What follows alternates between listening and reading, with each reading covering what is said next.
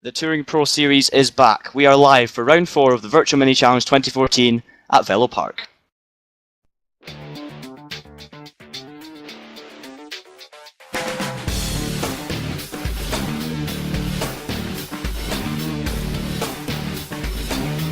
Inside SimRacing.tv, the fastest show on the internet. Sim racing news and reviews since 2007, with new shows every week.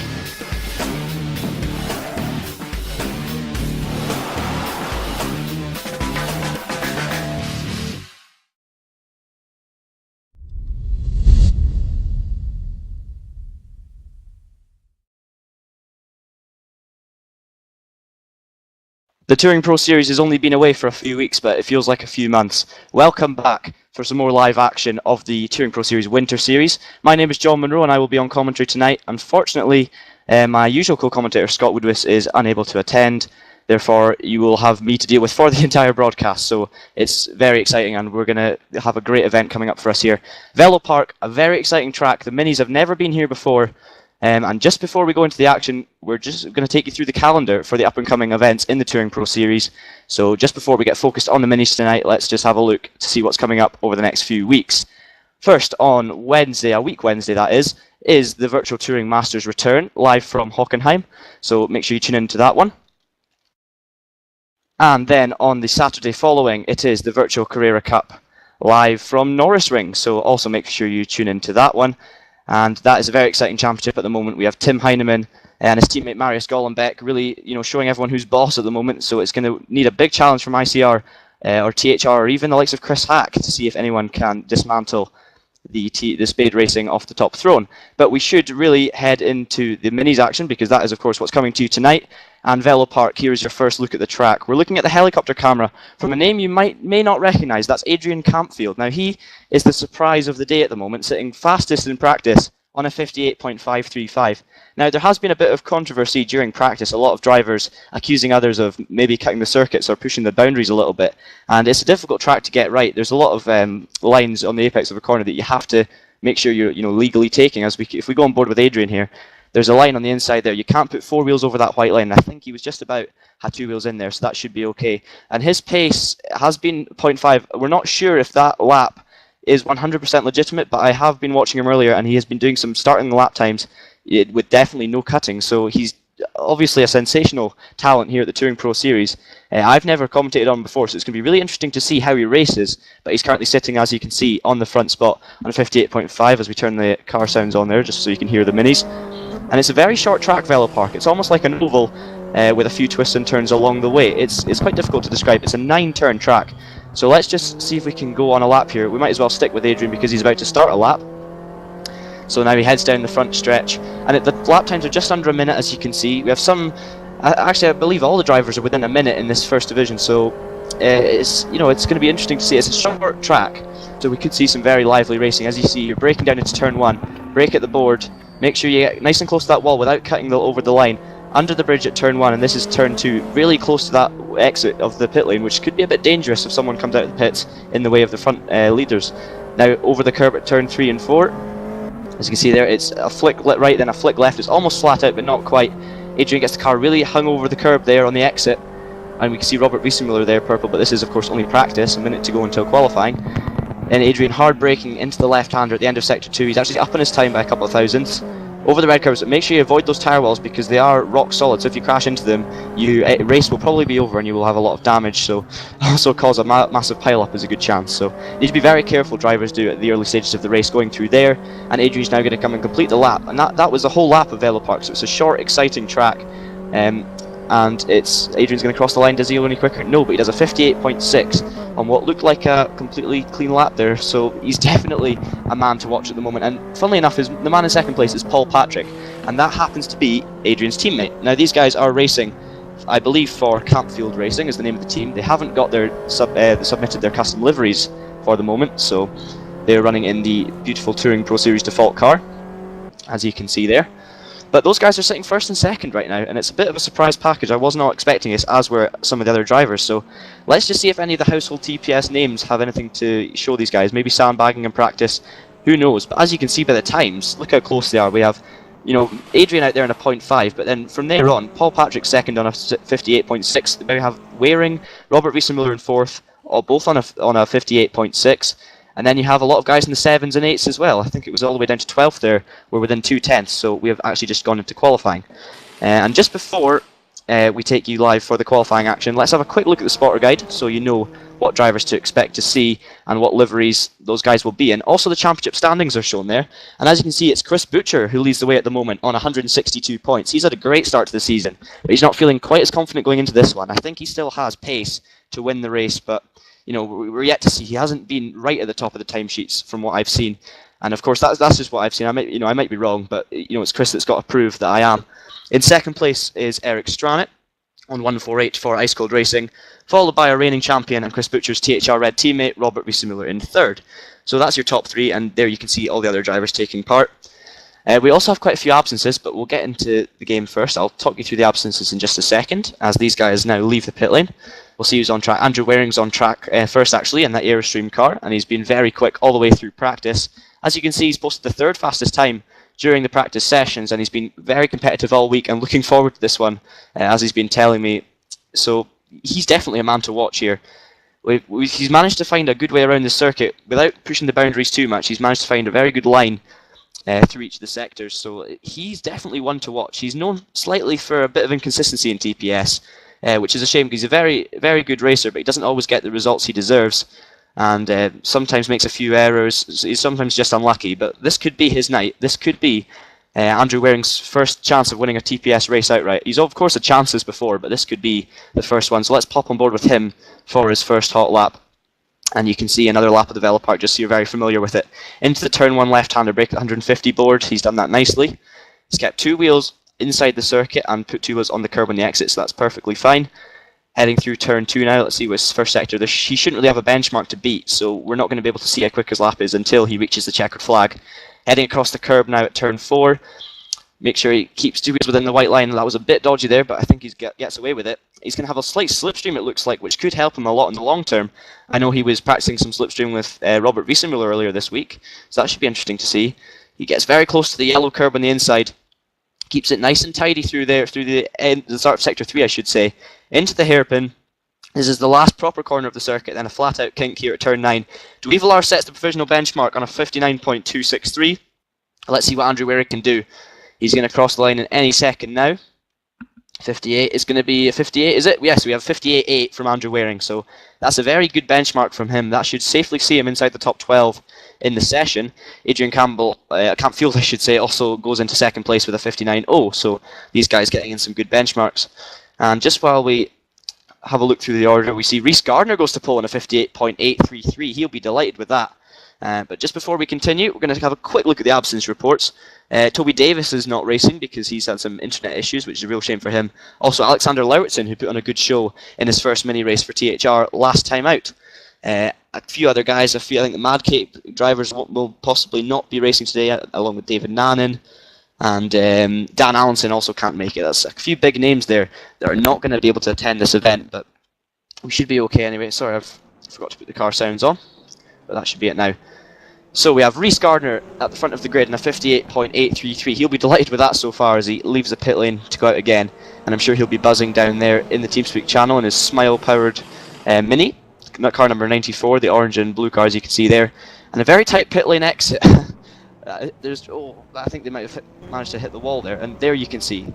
I was told actually to look at this during the broadcast that pit lane exit is absolutely lethal, and it's very difficult to get out of without causing an incident as it's so thin. You can barely squeeze one mini through, and I think those guys tried to fit 2 through and it didn't quite work. So we have Rhys Gardner in first, Andrew Waring in second for Airstream, Paul Patrick in his Division 1 debut, I believe, but don't quote me on that. It's my first time seeing him, doing a great job up in third place. Fourth place is his teammate Adrian Campfield, who set the pace in practice. Ryan Callan is in fifth for Walk Racing. He'll be happy with that time. He's done a 59.0, and I think anywhere near a 59.0 and into the 58s will be a competitive enough time. I think the top 10 should all be in the 58s, but I'm not quite sure, as the pressure qualifying can get to the driver sometimes. So we maybe not too sure about that one, but we'll obviously wait and see. Sixth place is Rasmus Salo for THR Blue on a very good lap actually. We stick with him for just a second. There are some drivers purple, but Rasmus is on. He's only 4 thousandths off Rhys Gardner through sector 2, so this could be A great lap from Rasmus, heading through the last turn now. Down the pit straight from the helicopter cam. Will it be Rasmus Salo who jumps to provisional pole? Andrew Waring also going purple in Sector 1, as is Adrian Campfield. And Paul Patrick jumps to pole position. Rasmus only jumps to 4th. So it's Patrick on pole from Rhys Gardner. Andrew Waring slots into 3rd with Rasmus Salo 4th. Miguel Neto's just jumped up to 5th. He was just managed to join the server in time for practice, so he'll be happy with that lap. He's into the 58s already.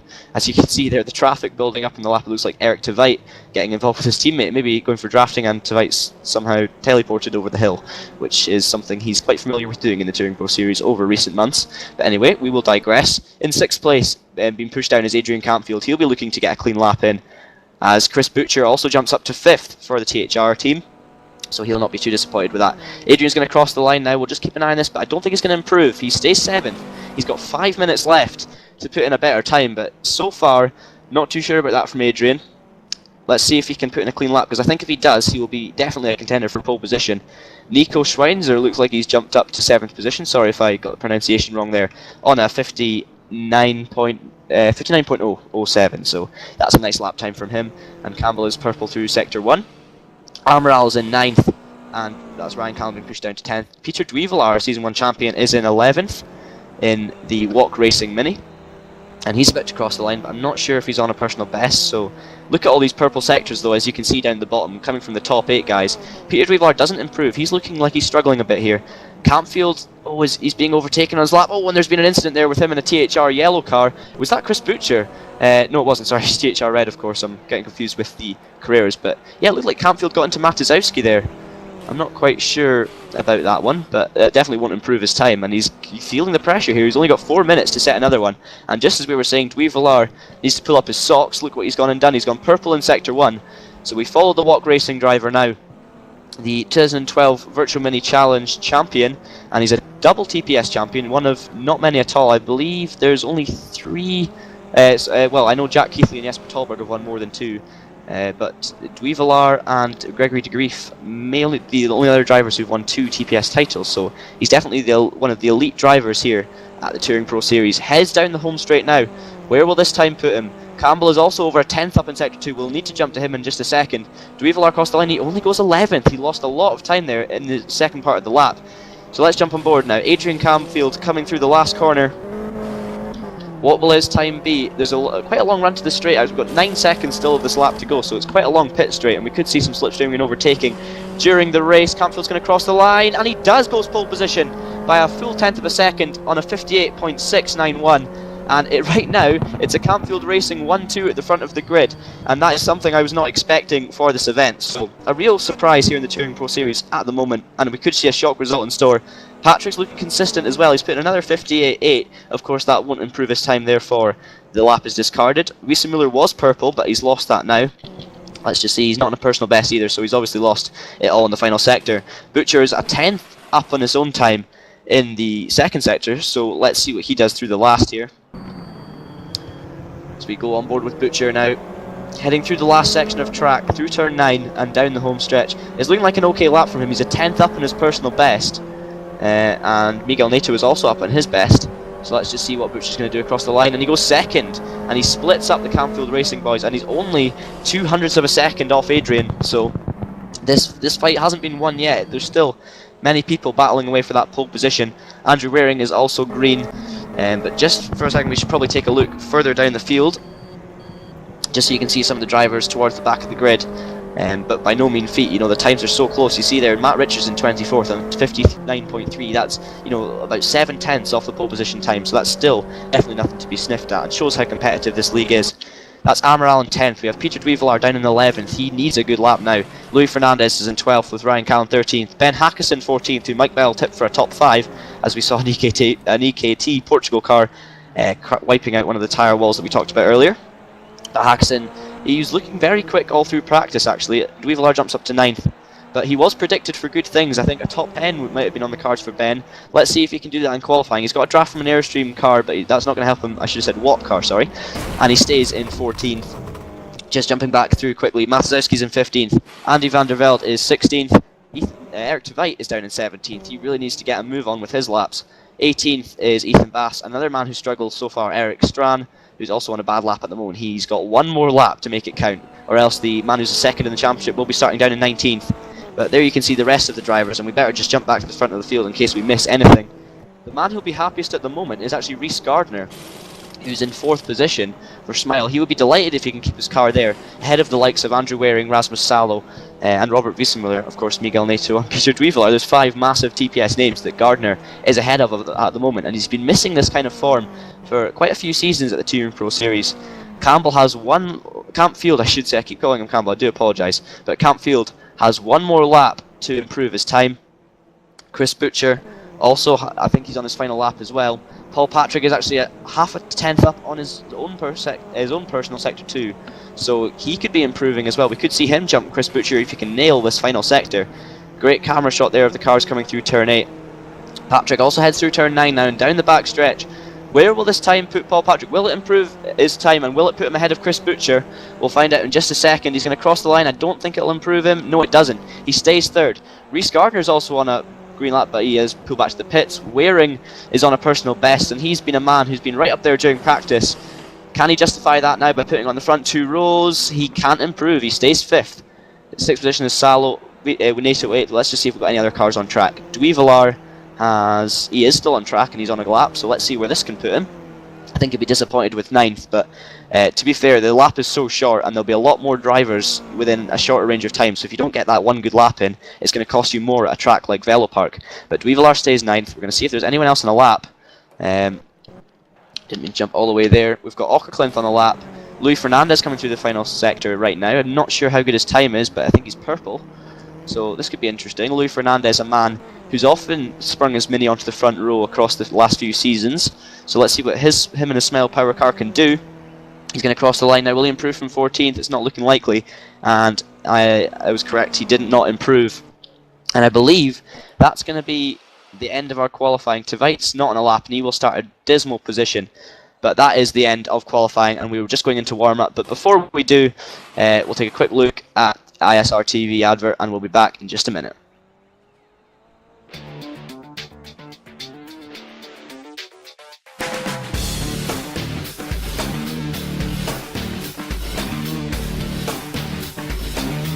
Inside SimRacing.tv, the fastest show on the internet. Sim racing news and reviews since 2007, with new shows every week.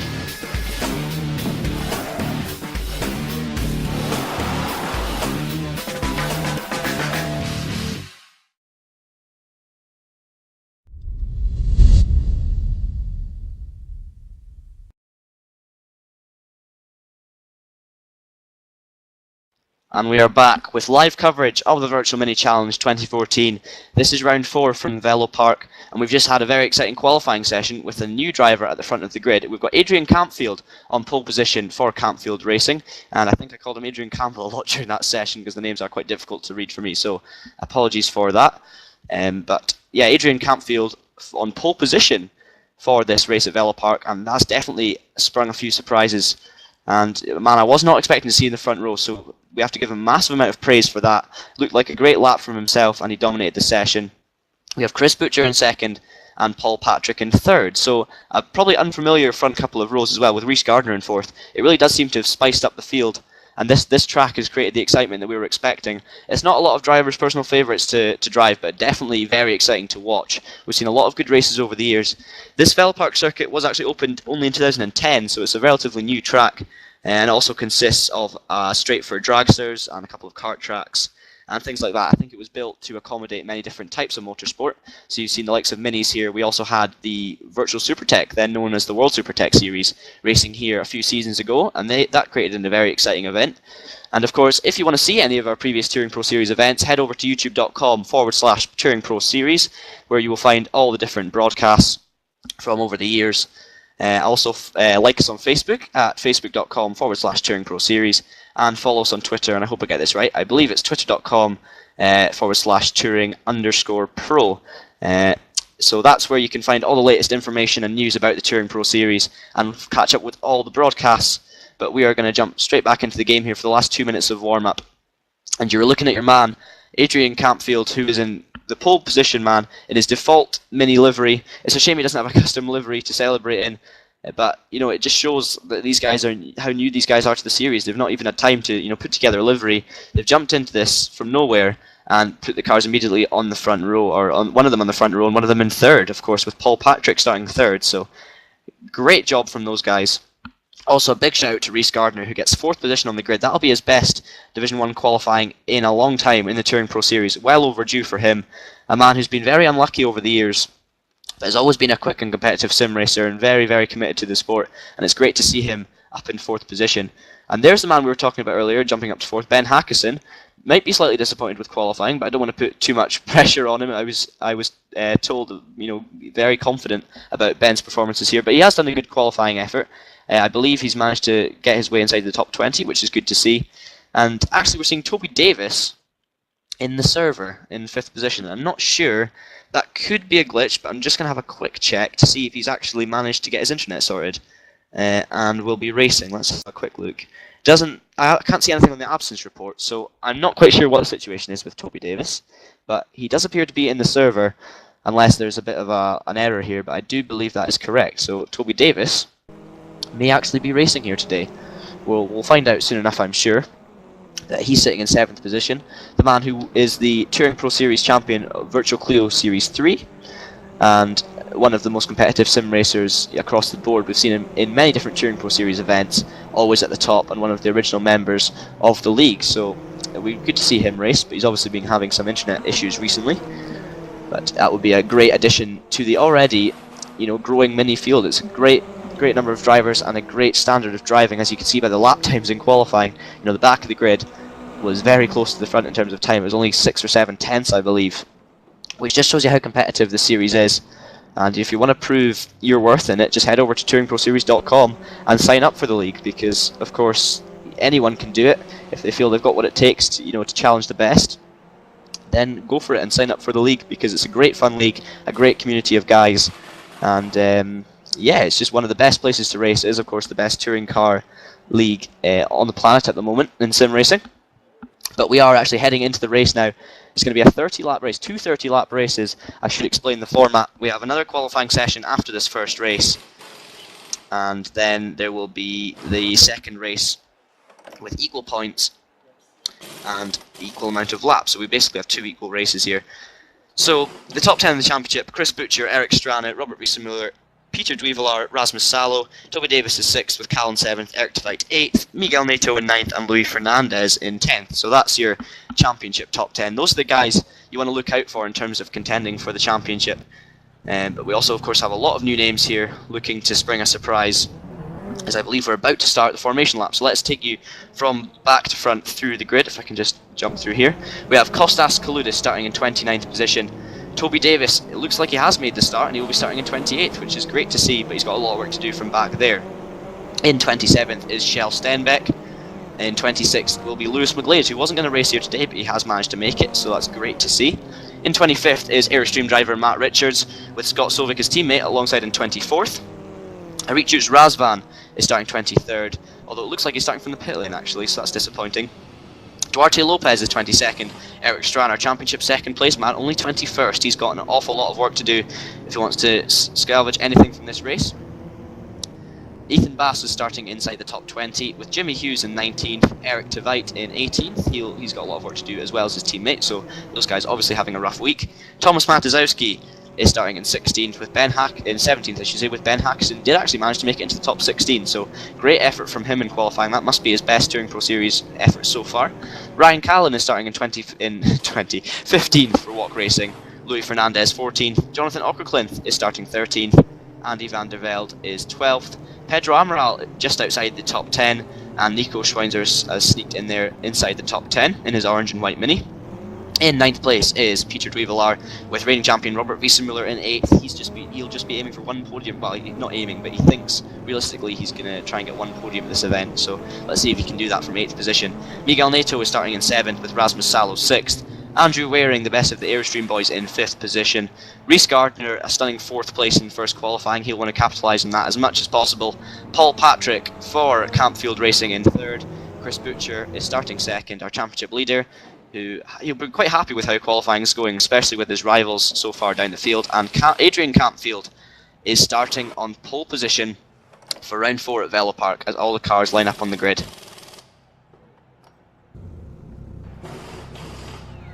So here we go then.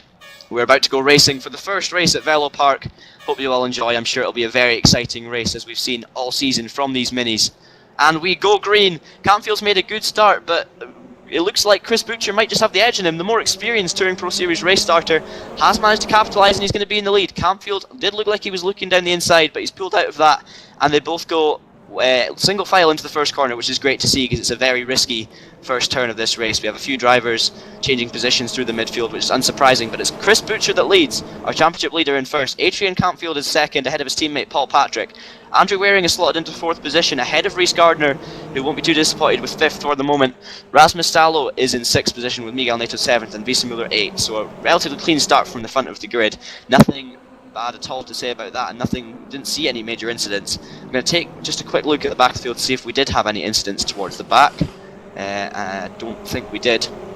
Looking at the standings, Kjell Stenbeck's quite far back. I think he's further back than he was in qualifying, but apart from that, I think we're all good. So they're going to head to the end of the first lap now, and it's Chris Butcher leading from Adrian Campfield as we go on board with Adrian, heading down the pit straight. That is the end of lap 1.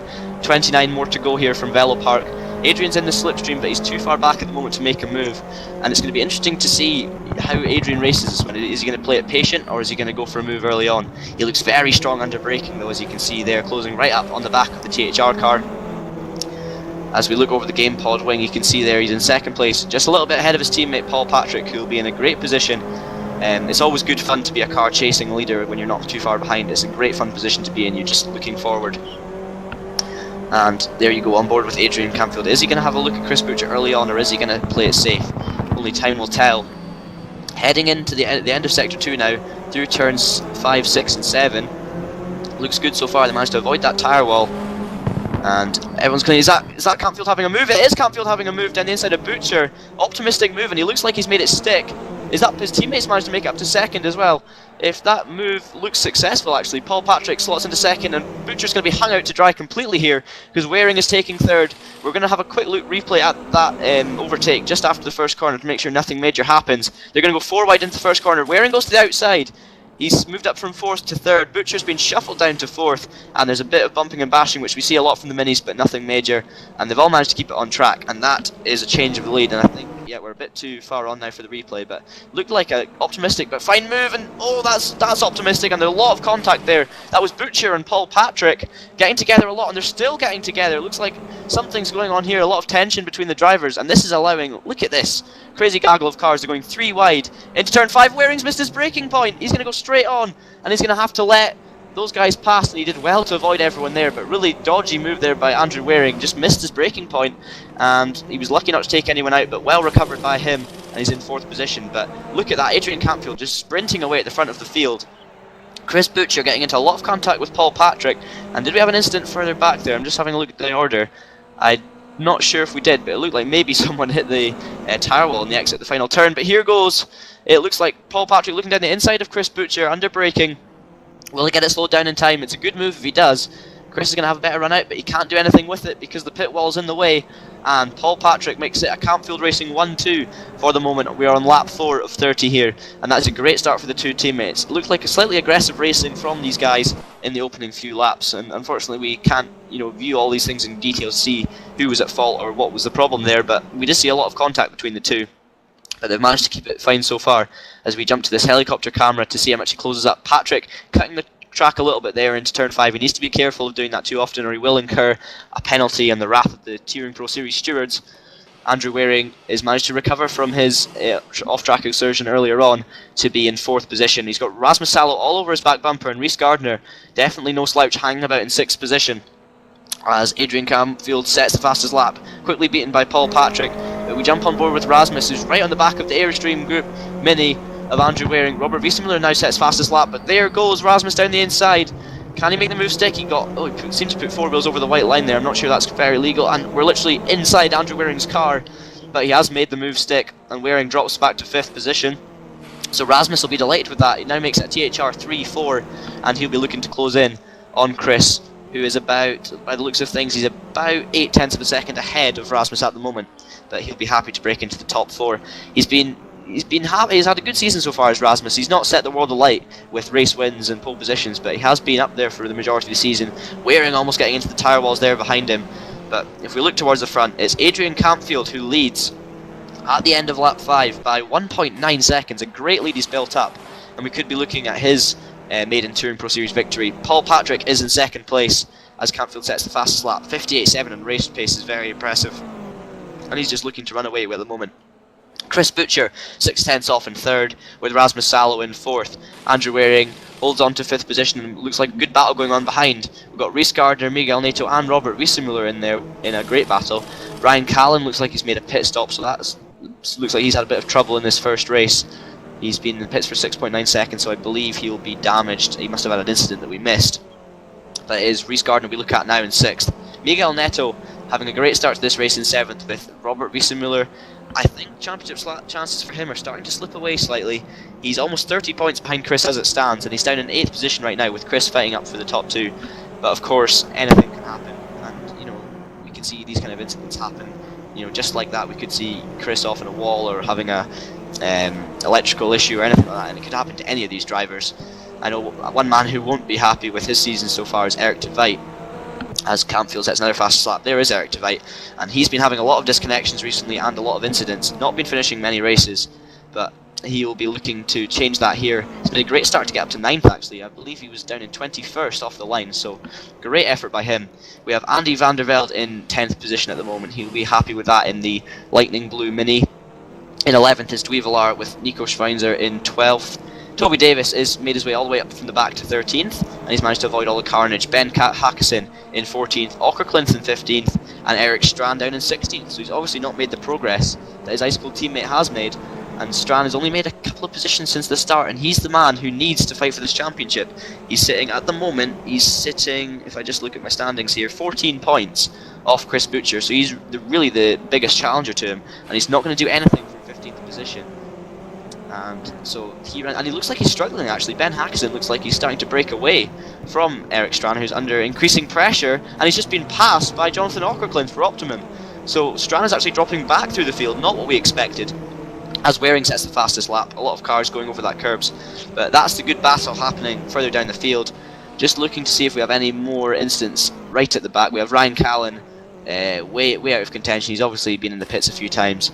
We have Kaludis in 28th, Duarte Lopez 27th, should I say, Razvan in 26th, with Shell Stenbeck 25th. So some good racing going on further back in the field, and just as I say that, Stenbeck gets a big shove there from one of the walk racing drivers. I think that was Razvan, but manages to hold it together. So some exciting racing going at the back of the field, but we really do need to keep focusing on the front, where Adrian Campfield continues to build on his lead. It's about 2 seconds ahead of his teammate Paul Patrick, who's now got Chris Butcher really giving him the hurry up, it looks like, at the moment. If we go on board with Butcher, you can see there is the gap between the two drivers. I think Patrick he's 0.4 of a second ahead, and we're already a third of the way through this race, so it's flying by as Patrick breaks down for turn 1. Great shot from the suspension, or the wheel I should say, of Chris Butcher's Mini, and he closes in on Paul Patrick through the first section of the track. This is down the flick right and the flick left before going down the long back stretch heading into turn 5, which is a notoriously difficult braking zone. Very difficult to get right, especially if the meter boards under braking have been swiped away, which if any drivers have hit them will have done, but they look like they're intact there. We have a great shot of a lap on board with Butcher as he hounds the back of Campfield Racing Paul Patrick in second position, and he's definitely not far behind. Patrick seems to have a good line in the sector 2, and that was a full lap on board with Butcher's Mini. He's looking very racy, and he does look like he's closing the gap slightly. He'll now be in the slipstream, and you should see him close right onto the back of Paul Patrick just here. The slipstream should make a big difference, but he hasn't seemed to close in as much as I would have thought. He's still 0.4 behind, so that's all good. Miguel Neto actually sets the fastest lap of the race with a 58.6, and speaking of far behind, Butcher did end up having a move on Patrick. He looked to brake a little bit late, or maybe it was Patrick braking early, but seemed to suddenly have a look down the inside from nowhere, a bit of a half-hearted move. Made contact heading into the corner, almost hitting the wall there, but managed to keep it together. I think these guys at the moment seem to have a bit of a difficult start to their racing relationship. They've had a few bumps and scratches already, and is letting Campfield run away at the front of the field. He's not completely gone, but these drivers do look to be pushing the track limits, I should say, heading into turn 5. It looks a bit dodgy, but obviously that will be dealt with after the race. But yeah, I mean, it's not looking terrible, but it does look like maybe these guys are putting 2 wheels over too many curbs on the inside of corners. But let's wait and see what everyone says about that. Andrew Waring is 4th. He set the fastest lap not too long ago, and he's managed to break away from Salo in 5th. But he doesn't seem to be making any inroads into the Butcher-Patrick battle, which seems to be the hottest on track at the moment. Of course, it involves our championship leader as well, so it's definitely one we need to focus on the most in this race. As we jump back to that beautiful helicopter camera, and you can see just how much of a dogleg this track is. You see it was just curling back on itself there before heading out and basically using all the space available to them on this section of the track. This is probably one of the fastest sections. This is the second fastest section of track. It should be behind the main straight, and they braked hard for turn 5, one of the most difficult braking zones on the track, as I said, through the chicane and into the last complex of corners. That is Rasmus Salo you're looking at there, the THR Blue driver, in 5th position. But we are reaching the end of lap 11 now. We better keep an eye on this battle between Patrick and Butcher, because just look at the gap now. Only 0.2 of a second. And we're now on board with, if we jump on board with Chris, he seemed to have not got quite a good run out of the last corner. But let's see if he makes a move in turn 1. He had a little duck out there to show Paul he was there and to say to him, look, I'm going to make a move. Then ducked back in and see if it could force him into a mistake. But Paul's kept his composure, and they remain in 2nd and 3rd in the same order as they were. It looks like Campfield's hitting some back markers at the moment. He's just... Is that? But yeah, he's just made his way around Ryan Cowan, I believe, who's had a bit of a disappointing race, but we've had no retirement so far, which is great to see. I should just check before I say that, actually. I know it doesn't look like we have had any retirement, so... Brilliant start to the race in terms of attrition rate. And there's our leader, Adrian Campfield, built up a massive gap ahead of Patrick, who's ahead of Butcher, and that's the main battle on track at the moment. And Andrew Waring in 4th position for Airstream. Rasmus Salo is 5th. Rhys Gardner is 6th for Smile.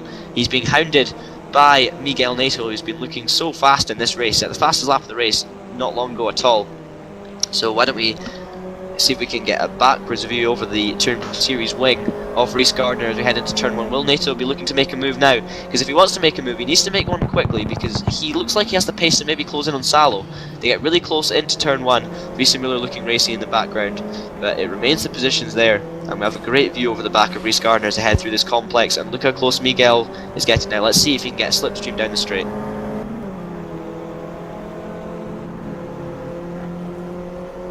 And it looked like Miguel struggled a little bit there through the exit of that corner, but he's managed to, he's dropped a little bit of time to Rhys, but keeps it all under control. And this is developing into a great battle here, a 3-way scrap for 6th position.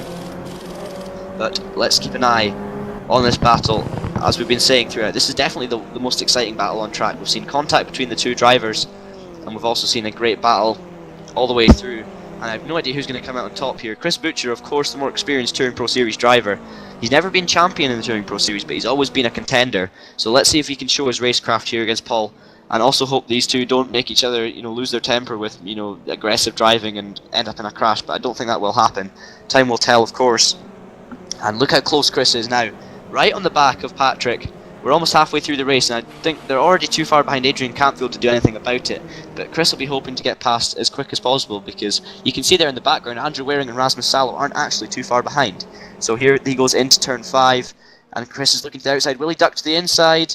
He doesn't look like it at the moment. He's getting so close to the back of the Mini, really hounding him at the moment. And that's a bit of a difficult line there from Patrick, who was defending it. He's gone to the inside. Butcher's looking around the outside. He's not going to do it there. Patrick seemed to cut the corner a little bit there in the last, but they head down the back stretch, and now look how close these guys are. Heading down the front stretch, he's pushing him right to the wall. You can see, is Chris going to try and squeeze through? There's rubbing each other. Chris Butcher looked down the inside, he now ducks to the outside, and he won't be too happy about that, because Patrick was squeezing and rubbing Chris right into the wall there on the pit straight. But he's managed to hold on to the position, and that was some very dangerous driving, but it didn't look like it was massive contact, and Chris doesn't look too happy. He's made a move down the inside into turn 2, it's not paid off. And now they head through the second sector again. This is a great battle at the moment between these guys. It's THR versus Campfield Racing for 2nd place. And they're looking so racing. All this is doing is allowing Andrew Waring to sneak up to the back of them in 4th place. And it could be a 3-way scrap before we know it. Butcher's looking incredibly racy at the moment. You can tell how desperate he is to get past. And you can also see how close Waring is. Oh no, that Patrick hit the wall. Oh, disaster for Paul Patrick. He was running so well, having some aggressive racing, but he seemed to be doing a good job. See what happened there. We go on board with him. That's an absolute nightmare for him. He hit the anti-cut. He shouldn't have been there in the first place, and it's cost him in the end. Chris Butcher, a lucky man to avoid that car. But that looks like that could be the end of Patrick's competitive race, and he's actually just sitting on the gravel at the minute. So yeah, I'm not sure how he's going to do that, but I think he will be out of the race, I believe. I think that's... Sorry, I'm just looking at the positions there, trying to sort these standings.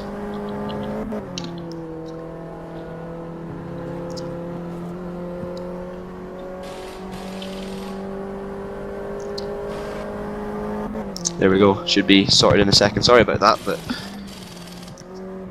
things happen there with the standings. But anyway, we are on board now with our leader, Campfield. And these standings aren't even... I'm trying to get them back on, they don't seem to be coming on here. And there we go, so we've got them back now. I do apologise a lot for that, just trying to get used to the cameras here. And there we go, so we're back in action. I do apologise for that. But Adrian Campfield, as you can see, leads the race. Chris Butcher is second, 4.3 seconds behind. 48HR Red. Andrew Waring is now in third, right on the back of him, because of course Paul Patrick is dropped out of this race. Let's see if he's retired.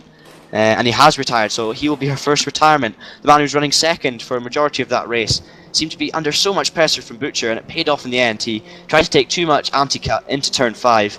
Seemed to get 2 wheels up in the air and launched himself into that tyre wall, and that's what we're talking about. If you hit those tyre walls, they're rock solid and they will end your race, and that's exactly what we saw from him. And that's the first DNF of the race.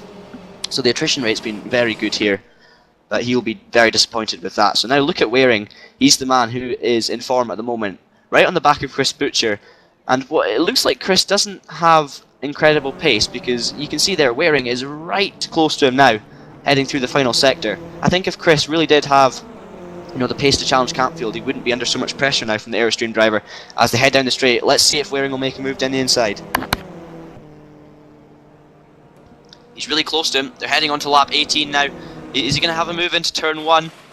It looks like he is. He takes a duck out. He needs to be careful about taking a bit of a move. I think Waring will be slightly wary of making a move like that at the moment, because he did have an incident quite recently in the Virtual Supertex involving, you know, pulling out of a slipstream going into a corner. So he'll need to be really careful he doesn't have an incident with Chris. But he's done well there in turn 1 to keep it close, and now he's got a great run on him. Heading down in, this is turn 5, the start of sector 3, and this short track, it's almost like an oval, as I said, with extra curves in it, but it's creating some exciting racing, as you can see, and all of it seems to be involving our championship leader, Chris Butcher, who's been in the thick of everything here. But he's got Paul Patrick out of his way at the moment, which should help him, should calm him down a little bit, because those two were getting incredibly racy, and we saw a little bit of squeezing towards the pit wall, and basically some very close, intense action.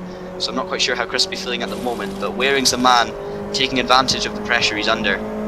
Rasmus Salo is lurking in 4th position now, of course it is, and Rhys Gardner holds on to his top 5, still ahead of NATO, who is ahead of Wiesenmuller. And it did look there like Waring was having a slight move and had to duck out of it and lost a little bit of time, but he's managed to keep the momentum up and he's fine. Razvan is in the pits, so that's the second walk racing driver to have issues in this race. But yep, Waring holding on to the back of Chris Butcher, Salo in 4th position, then there's a big gap back to Rhys Gardner, it's about 2 seconds, and he is defending for his life from Regal Nato, who had the fastest lap of the race earlier on, but he's doing a sterling effort to hold it in 5th position.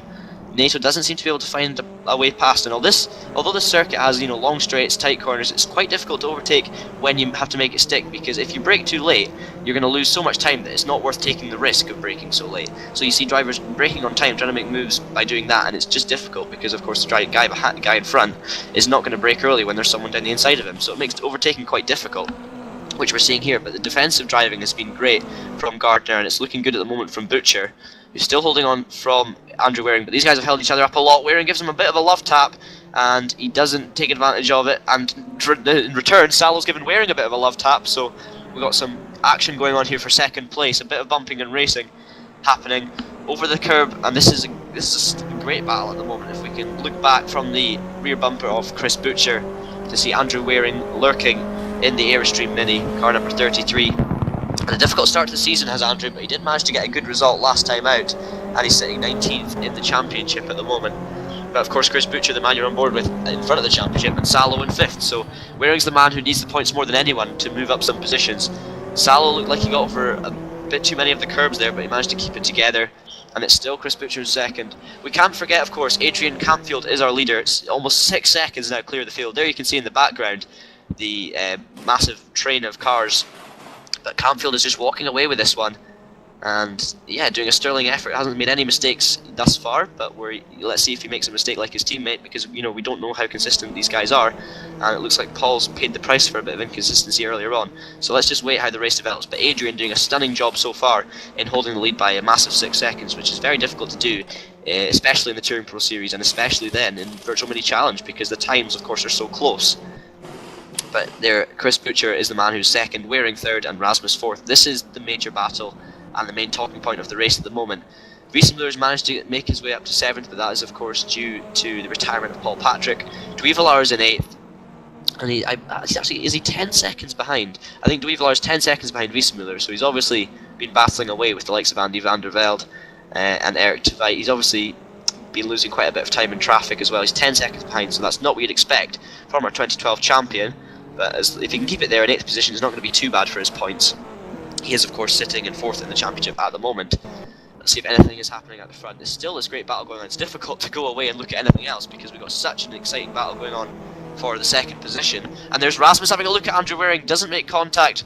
But, that was never going to be on for a move there, but he did look like he was having a little look. And he's got a great run on him now. Here comes Rasmus Salo. Will he make a move into turn 5? This could push him up into the top 3. And that would be great for him. We've seen a lot of retirements now, so maybe there's been an incident at the back of the field. But Salo holds his position in 4th place, and this is a great 3-way scrap we're seeing at the moment. We're not seeing too much overtaking, but we're seeing lots of pressure and lots of looks like these guys are about to have a move and just tucking back and waiting for a better opportunity. So great to watch at the moment. It's a psychological battle more than anything, and we only have 8 laps to go in this race. So Salo crosses the line. They are now starting lap 23. And Campfield just has to bring it home now. He's got such a big lead, he can literally just shove it in cruise mode and drive to the finish with no difficulties. Waring getting really close once again to the back of Butcher, and Salo has still not managed to get past any of these guys at any point. Rhys Gardner's actually closing right in. If you look at the gap there, Gardner is now only a second behind this battle with Miguel Neto right on his tail. So if those guys work together and don't battle, we could be seeing a 5-car scrap for a 2nd position, which I wasn't expecting from Chris Butcher. I did think he'd have slightly more pace than this at this stage of the race, but he does seem to be struggling. And now heading into the end of the lap again, through the tough chicane. Looks like Salo took a bit of a dodgy line through turn 5, and is Waring going to make a move into turn 8? Oh, he looked like really close there, almost making contact with the back of Butcher's car. Now they go down the front stretch. That was a brilliant shot from the helicopter cam. I do love that camera, and Waring's making a move at the moment, is he? If we jump on board with him. Very good camera, there we go. He's right on the back of Chris Butcher once again. Chris will be feeling this pressure more than anything. Andrew desperately wants 2nd place. Chris goes to the outside of the track. Waring's down the inside, but I don't think he's going to make it this time. And he's not. Chris Butcher did well to cover his line and make sure Andrew knew that he wasn't going to be able to make a move there. So that's good driving from these guys. Salo still in 4th, and Rhys Gardner, you can almost say now it's actually a 5-car battle, because the gap between Waring and Salo is almost as big as the gap between Salo and Rhys Gardner. So this could be a 5-way scrap before we know it. But it's just quite difficult. These guys are finding it difficult to overtake at the moment. Campfield still running in the 59.1s, so he's obviously just taking it nice and easy at the moment. And oh, sorry, something going to happen with the server there, but we are absolutely fine. And this train is so difficult to take your eyes off because, of course, it's such a good battle. There's no overtakes at the moment, so why don't we take a quick look further down the field?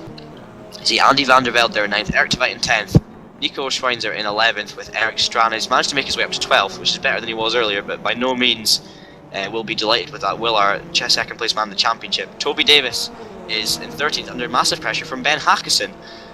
And I'm sure if you told Ben you'd be fighting with Toby Davis in the first race and putting him under serious pressure, he wouldn't have believed you. So he's doing a great job there, battling for the 13th position. He's on the outside line going into turn 1. And can he do what the guys at the front have failed to do for the last few laps, which is make a position up? Davis defends well and holds his inside line. Doesn't go too far to the inside to give Ben a better run at the corner, but holds him on the outside so that he can't make a move down the inside. So that's great defensive experience driving from Davis, who holds on to his 13th position. Auckland is in 15th, with Amaral 16th, Louis Fernandez in 17th, and Scott Sovic quite a way back in 18th. Then we have Duarte Lopez in 19th, with Shell Stenbeck in 20th. Ethan Bass is running 21st. Thomas Matazowski obviously had an eventful race down in 22nd, with Kostas Koulidis in 23rd. Ryan Callan is still only 1 lap down, but he's been in the pits a fair few times in 24th, and then Razvan in 25th, also a couple of laps down. And our retirements have been Matt Richards, Jimmy Hughes, Lewis McGlade, and Paul Patrick, and I believe they were all through incidents.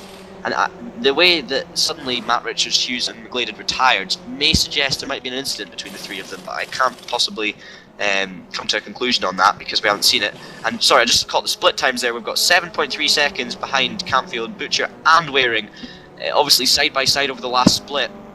Waring's looking to the outside here. I believe we're into turn 5. Salo's now looking down the inside of Waring. Make sure they don't push each other into the tyre barriers. It's dodgy through there. Let's go to the helicopter cams to see a better position of this. And this is what you call a 5-car battle. Salo down the inside of Waring. And oh, there's a lot of bumping and bashing. Waring's going to lose out here. He makes contact with Salo on exit.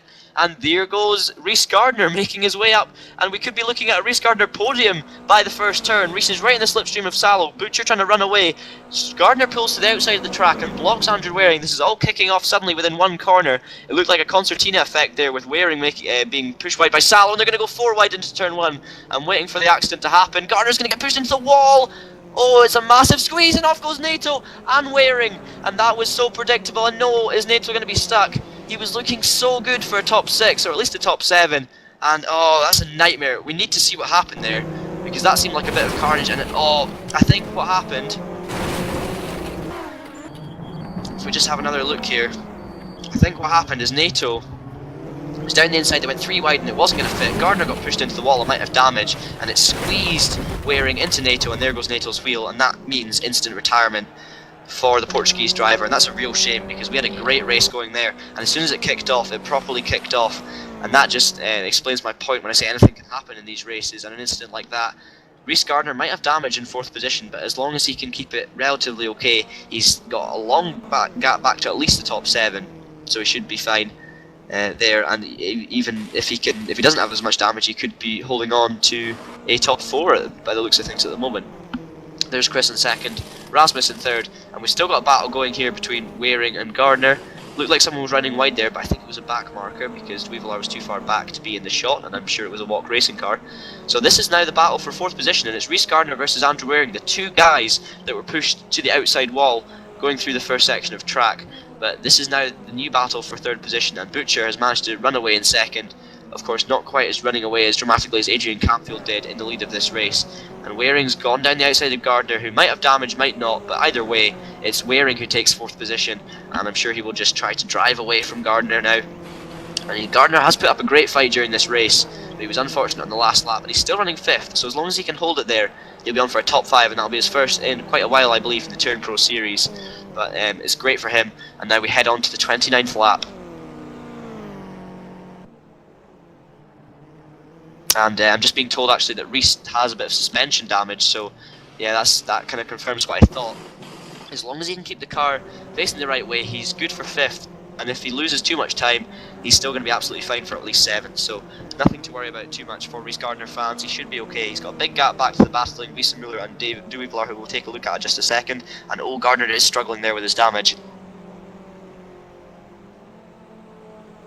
And yeah, so there's the battle we were just talking about, with Rhys Muller in 6th, Dweevelar in 7th. The brake markers seem to have been knocked over there, so that could be making it difficult for these drivers. Dweevelar seemed to back off a lot going into that corner, so unless there's been an incident between the 2, Dweevelar is taking it very easy.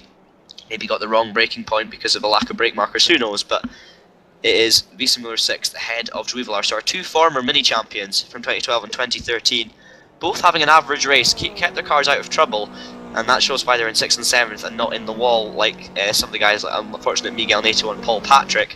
So that's their experience showing, but unfortunately their raw speed doesn't seem to be showing at the moment in 5th and 6th.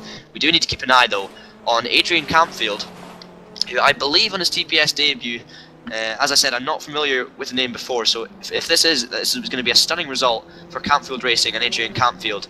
He's going to head through the final sector of the track, keeps it nice and clean. He's just lapped one of the THR drivers, heads through the final section of track now, and it's going to be Adrian Campfield who's going to win the first race here at Velopark. He's going to cross the line in just a second. And there he goes, a dominating drive from him, and he wins for Campfield Racing. Stunning drive from Adrian Campfield, utterly dominant, and I believe that with that kind of form it's going to be difficult for anyone to get near him in race 2. Second, who's going to be in second? It looks like Chris Butcher second, Salo makes it to the podium, and Andrew Waring will finish 4th, and Rhys Gardner, the damaged Rhys Gardner, does get a 5th position, which I'm sure he'll be happy enough about. Visa Miller 6th, ahead of Dweevalar. Then we have Eric de Wit finishing in 7th position, in 8th position I should say, sorry. 9th is Andy van der Velde, and 10th is Nico Schweinzer. 11th will be Eric Strana. 12th, a very respectable 12th for Ben Hackison, with Orkelklin 13th, Toby Davis picking up 14th, and Pedro Amaral I should say in 15th, Louis Fernandez for Smile in 16th, and there goes Scott Sovic going to finish in 17th ahead of Duarte Lopez. That is 18th, there was a back marker there. Here come the Optimum car of Shell Stenbeck to finish 19th ahead of Ethan Bass in 20th. And that rounds off our finishers, I believe, from a very exciting first race at Velopark. We'll have a lot to talk about, but we'll be back in just a moment.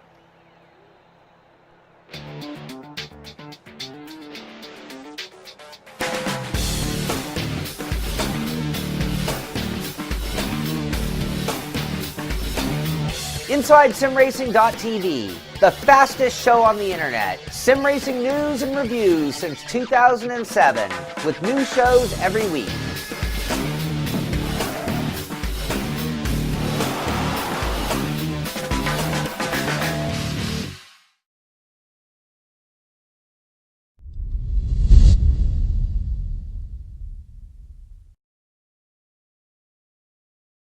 And we are back live. Of course, you've just witnessed a very exciting first round. We had Adrian Campfield taking the win ahead of Chris Butcher and Rasmus Salo. And we still have one more incredibly exciting race to come from Velopark. It produced a lot of action.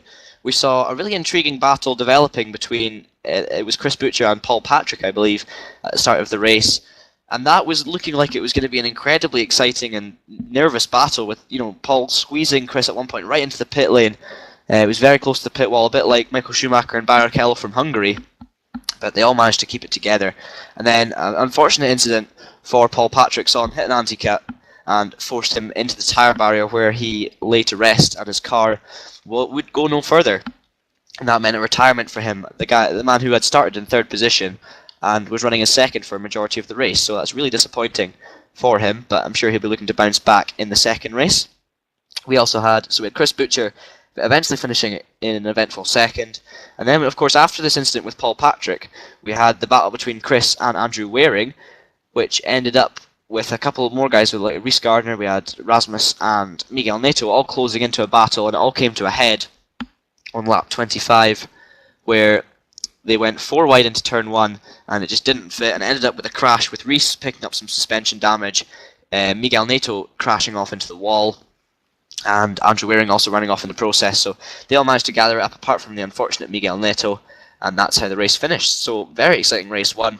We're looking for much more of the same from race 2, but we are going to have another qualifying. We're going to have a slight 2-minute break, and then another qualifying session.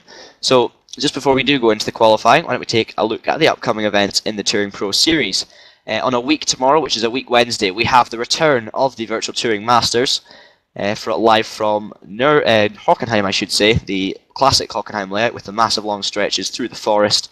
A great circuit for racing, and a couple of cars that are showing promise so far in practice. I know Ross McGregor's been very quick, and a lot of other guys. Stoffel van Dorn also went on for a couple of laps and was flying, so we could see some interesting happenings there at Hockenheim. And then the preceding Saturday, which will be a week this Saturday, is the Virtual Carrera Cup Round 4. Unfortunately, our Road Atlanta broadcast got cut slightly short last time out with some technical issues, but we hopefully have them sorted for the next one. And we're in Norris Ring for Round 4, a track known for providing exciting racing across real life and the Touring Pro Series.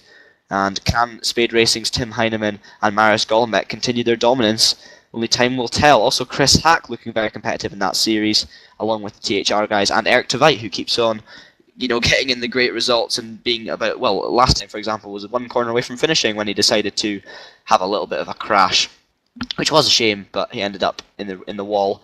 So he'll be looking for redemption in that as well. A lot of competitive guys there racing for the title of Virtual Carrera Cup champion. And it's, of course, a very successful season so far. It's the first Carrera Cup the TouringProSeries has ever run, and it's running very well so far. But that's a week Saturday, and this is now. It's Velopark, of course. Just to run you through the championship standings again before the race. Unfortunately, we don't have a live update, so I can't tell you them after the first race. Of course, a lot of penalties and stuff to be decided still. But before heading into this round, it was Chris Butcher leading the championship on 162 from Eric Strana. And those guys had, I believe, locked out the wins in that series. Don't quote me on that because I'm not quite sure, but I know that Eric took a double win at Jacarapagua, and Chris took a double win at Curitiba, and I believe Chris took a double win at Cascavel. So I apologise if that's wrong, but I do believe that's correct. And those guys are sitting first and second in the championship, with the Englishman ahead of the Swede. Robert Riesenmuller is third, our reigning champion. Peter Duivelar is in fourth. Then is Rasmus Salo, followed by Toby Davis, the two THR guys, in sixth and seventh. His fifth and sixth, with Englishman Ryan Callan in seventh for Walk Racing. Eric Tveit down in eighth after a luckless season so far, a luckless winter series all round for the Norwegian, as we've spoken about. Miguel Neto is in ninth, and Luis Fernandez is in 10th in the championship. So that rounds up our top 10 for the moment. There's a few drivers that are here tonight that are just outside the top 10, like Jonathan Ockercliffe in 12th, Pedro Amaral is 15th, and Rhys Gardner, who had a great result, top 5 in the first round, is only down to 17th in the championship. So he's definitely one to watch here today. And the notable drivers that are not racing: Dan Allenson, he's 11th in the championship. Alexander Lauritsen, which is, we did call him Dweevitsen last time out, so Andrew Lauritsen's probably a bit more respectable. But yeah, Alexander Lauritsen, the Dane, is in 13th in the championship after a great debut showing for the THR team last time out at Cascavel. And unfortunately, he's not made it to this round either, as has George Talbot, who is also on 34 points. So there's a few notable names that haven't made it to this round, so expect to see them out next time.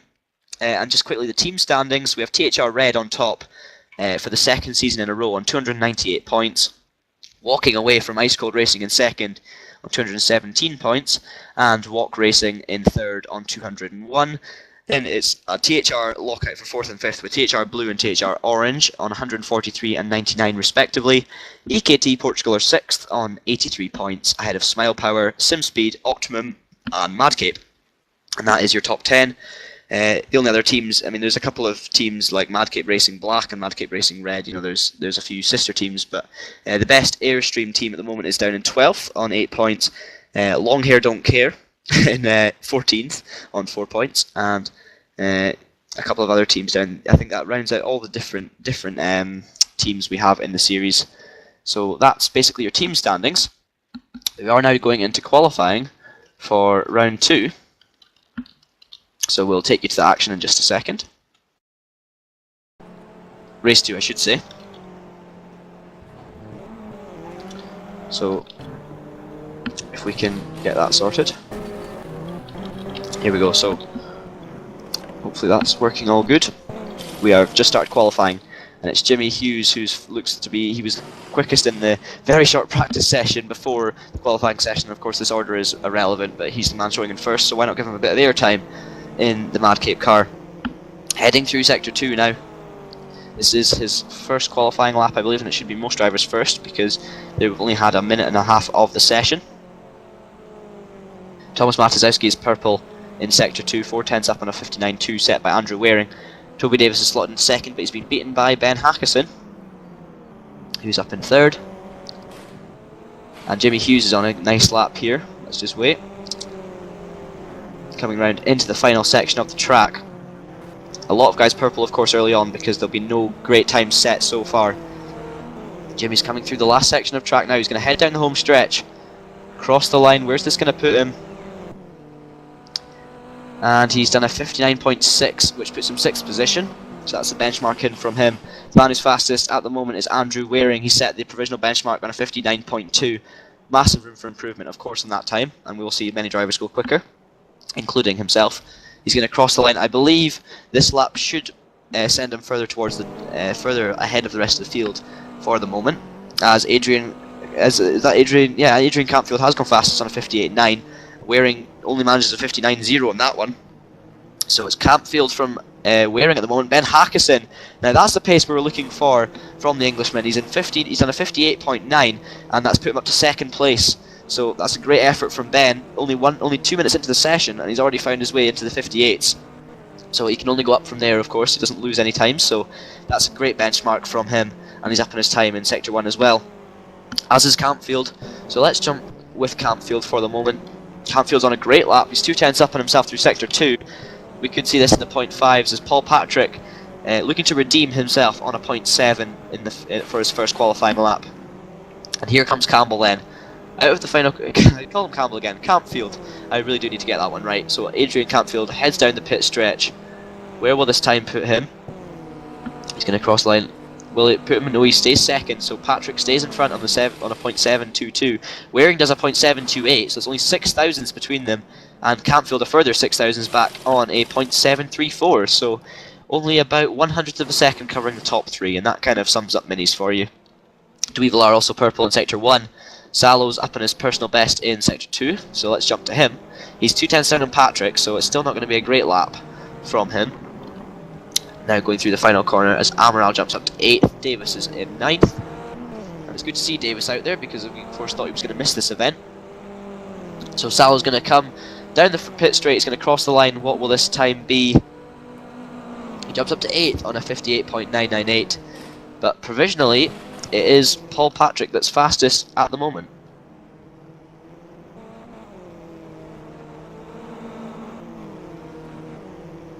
Eric Strand's jumped up to 15 on a 59.129, and I'm not quite sure if it was just a really bad qualifying session from Ice Cold, or they literally just haven't put in the effort in practice, because those guys have been desperate in terms of positions all through the event, which is a real shame to see. I mean, Strand's down in 15th position. Okay, he's only 4/10 off pole, but you know, for a guy who's second in the championship, you'd expect more from him.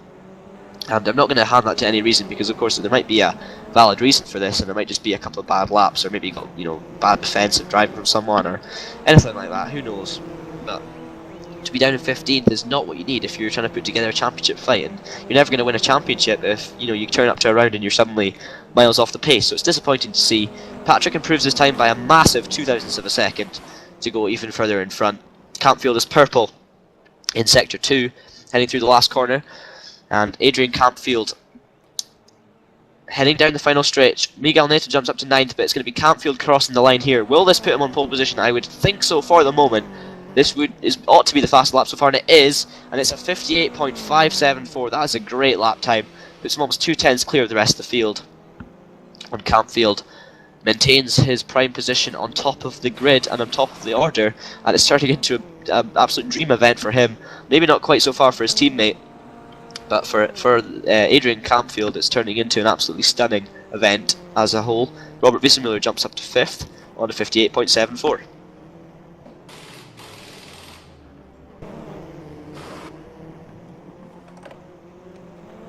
So I'm just seeing if we have any updates or driver reports from the last race, and it doesn't look like it at the moment, but I will need to keep an eye on that one.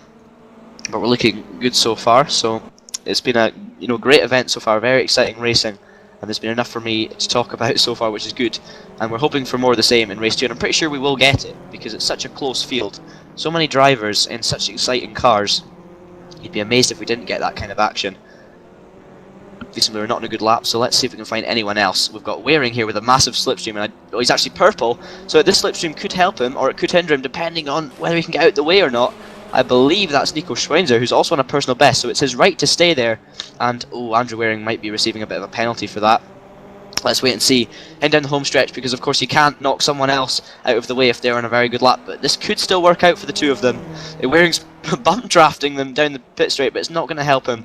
He stays in 3rd, and Waring will not be happy with that, but it was completely within the rights of... I'm trying to remember who that driver was. I think it was... Nico Schweinzer, sorry.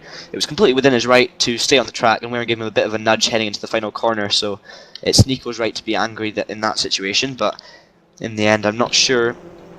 I think both of them won't be too happy with how that lap turned out. So it's Campfield from Paul Patrick. Waring wasn't a good lap, but has lost it in the last sector, and Sallow is also on a personal best, but it's only in Sector 1. Gardner also looking to repeat his qualifying 1 extraordinary performance. You see a lot of green sectors there in the first sector. But of course that's unsurprising, in a session this short, and also a first sector with only one corner in it. You wouldn't be surprised to see drivers up and then lose the time, as demonstrated by Salo, who's now a 10th down on himself. Or actually, no, sorry, he's a 10th down on pole position, I believe. So let's just keep an eye on him. Heading through the final corner, let's see what time Rasmus Salo can do.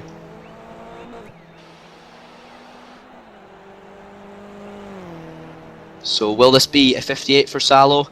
He doesn't do a 58.9, but he stays in 4th position, and it's not as good as his 58.7 he set earlier. Gardner jumps up to 7th, so that's more like it from him, and he will be happy with that, I'm sure. I'm not sure if he'll be able to improve, but it's 58.9, it's still a good time. And Ben Hackison, just as I was about to say, Ben Hackison holding his own in the top 10, he's been pushed down to 11th, so that's unfortunate, but still a great effort from him to be in the 58s. And just as I say that, well done, good job my friend. Jumps up to 9th position on a 58.944. So you improved by a couple of tenths of a second, and boom, you go from 13th to 9th. So that shows you what a little bit of effort can do, and what the getting together, just getting those sectors together, even just improving by a tenth, and it can do massive wonders for you.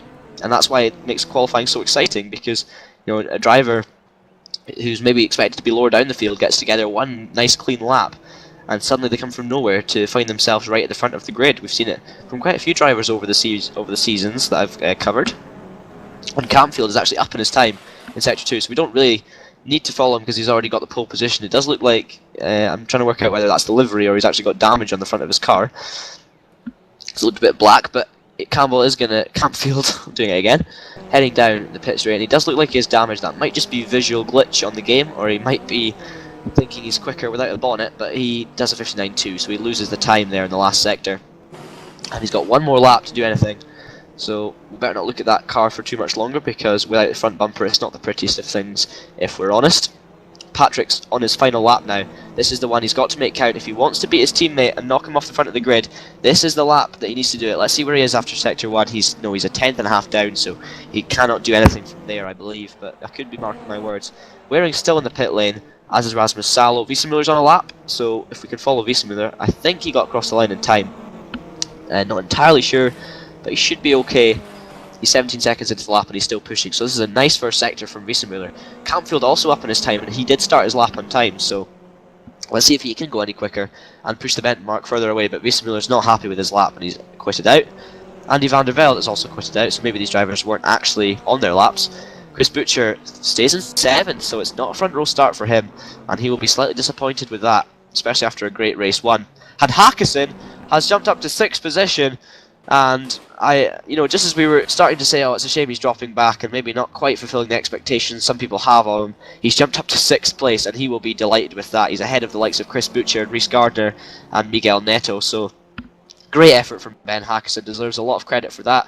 It's one of his first Touring Pro Series events, so to see him up in 6th is brilliant. But speaking of first events, Adrian Campfield on a 58.574 ahead of his teammate Paul Patrick on a 58.719, and that will round off our qualifying session. We'll be back in just a minute with the rest of the action and the second race from Velopark.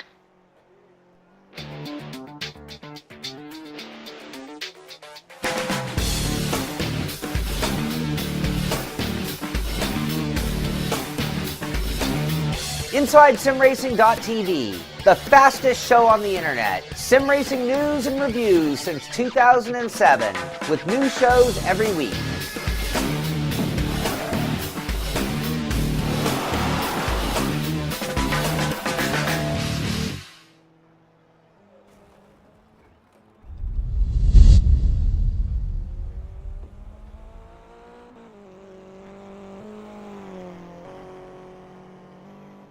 And we are back for the second race here. We're just going to have a quick warm-up session before these guys go in, so that these guys to get used to their race setups. But before we jump in for one, or maybe the second last time, we might do it again at the end, but just to make sure you guys know exactly when to tune in.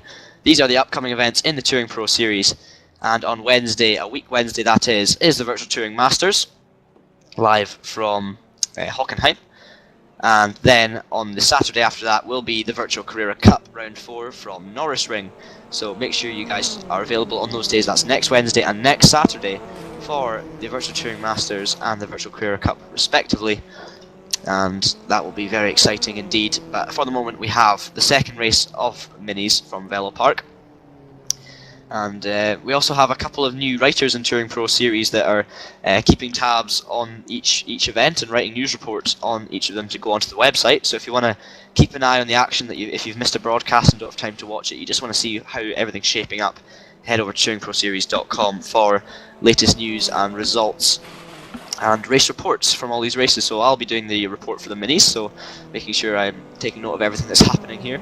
But it's been a great race, and I'm sure I'll have too much to write about because we have a lot of action in that first one and a lot still to come. Of course, this short track creating some incredibly tense and exciting racing action. Also, it can create incidents with the close walls, and that last sector is very difficult, as I'm sure you've seen. We saw Paul Patrick make a mistake. What can he do? Can he challenge his teammate here, Adrian Campfield? Will he be the man who mounts a challenge, or will he make another mistake and end up in a tyre wall? I'm sure he won't be the only one. A lot of drivers has been finding this circuit difficult in testing. I've not found one person who's come to me and said, "Oh, I'm absolutely comfortable with this track and I feel like I can just drive around it." But I can't.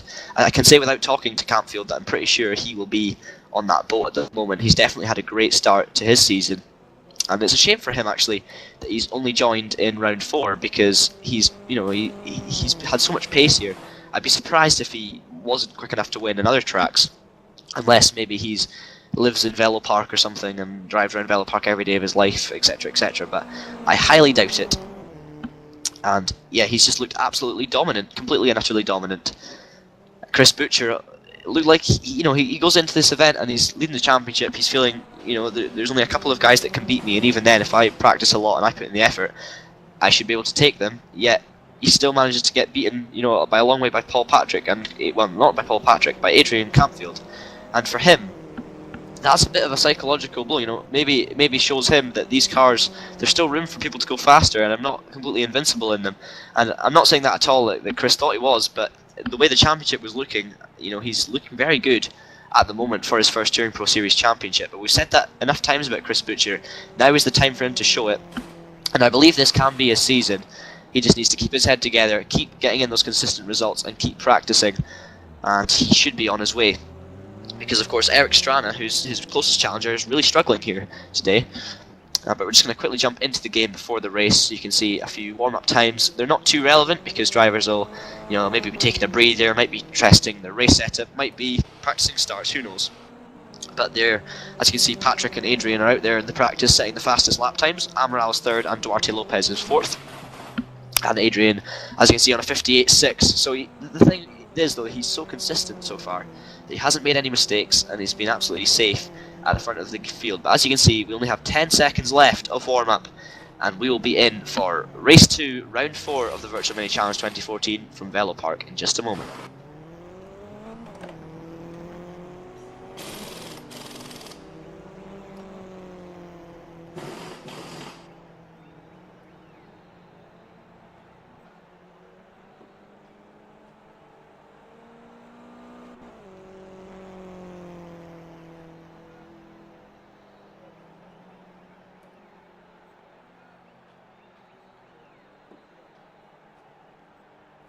So the drivers are about to take to the grid for race 2 here.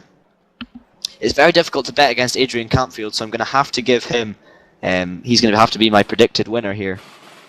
He's shown pace in race, he's shown pace in qualifying, and it's going to be very difficult for anyone to beat him, but that's what it's all about. It's about proving you are the best, and if anyone wants to prove that today, they have to go out there and they have to show a challenge to Adrian, because it's a difficult track to gain time, but if you can find the sweet spot on it, and make sure, this is of course in mind, make sure you're not cutting the circuit, because we could see some penalties for drivers if we're cutting, and without me being able to see any of these guys in great detail, I won't be able to make any comments on any drivers, but I know there's been some, in practice there's been a lot of people having issues keeping on the track, especially, some suspicious times and things like this, but there always is in the Touring Pro Series, because everyone wants to be the fastest, and as soon as someone's faster, they want to question why. So it's great to see that we've got such a competitive amount of drivers and such a great high standard quality of driving. And it was proved there in the racing action. We saw one or two incidents. When do you not? It's motor racing, that's what happens. But apart from the incidents, we see some great clean action throughout the field. We've got 25 drivers all within half a second of each other, effectively in race trim. So yeah, it's great to watch. and we will quickly take you through the grid for the final race from Velopark. I need to do this quite quickly because the lap is so short. So Lewis McGlade is starting in 29th. I can get his thing, I'm not sure if that's showing up there, but Kaludis is 28th, Michelle Stenbeck in 27th, Razvan's 26th with Scott Sovic in 25th, Matt Richards was starting 24th, but that's, for some reason, I'm not quite sure what's happening there with the standings, but anyway, I'm afraid we're going to have to go to the... I'll just take you through the grid anyway. So we have Alka Clinton 21st, Tveit in 20th, Dweevelar 19th with Schweinzer in 18th, with Eric Strana starting in 17th, Matt Izowski is 16th, Ethan Bass 15th, Toby Davis is starting 14th with Duarte Lopez 13th, Pedro Amaral is in 12th with Luis Fernandez 11th, Miguel Neto is 10th, Rhys Gardner 9th, and Chris Butcher is starting 8th, our championship leader. Andy van der Velde, actually didn't really notice him pop up to 7th in the qualifying session, and we almost saw an incident there on the formation lap. But yeah, van der Velde 7th, Hakkisen in 6th, Wiesemuller in 5th, Salo in 4th, Waring is 3rd, Paul Patrick in 2nd, and Campfield is starting at the front.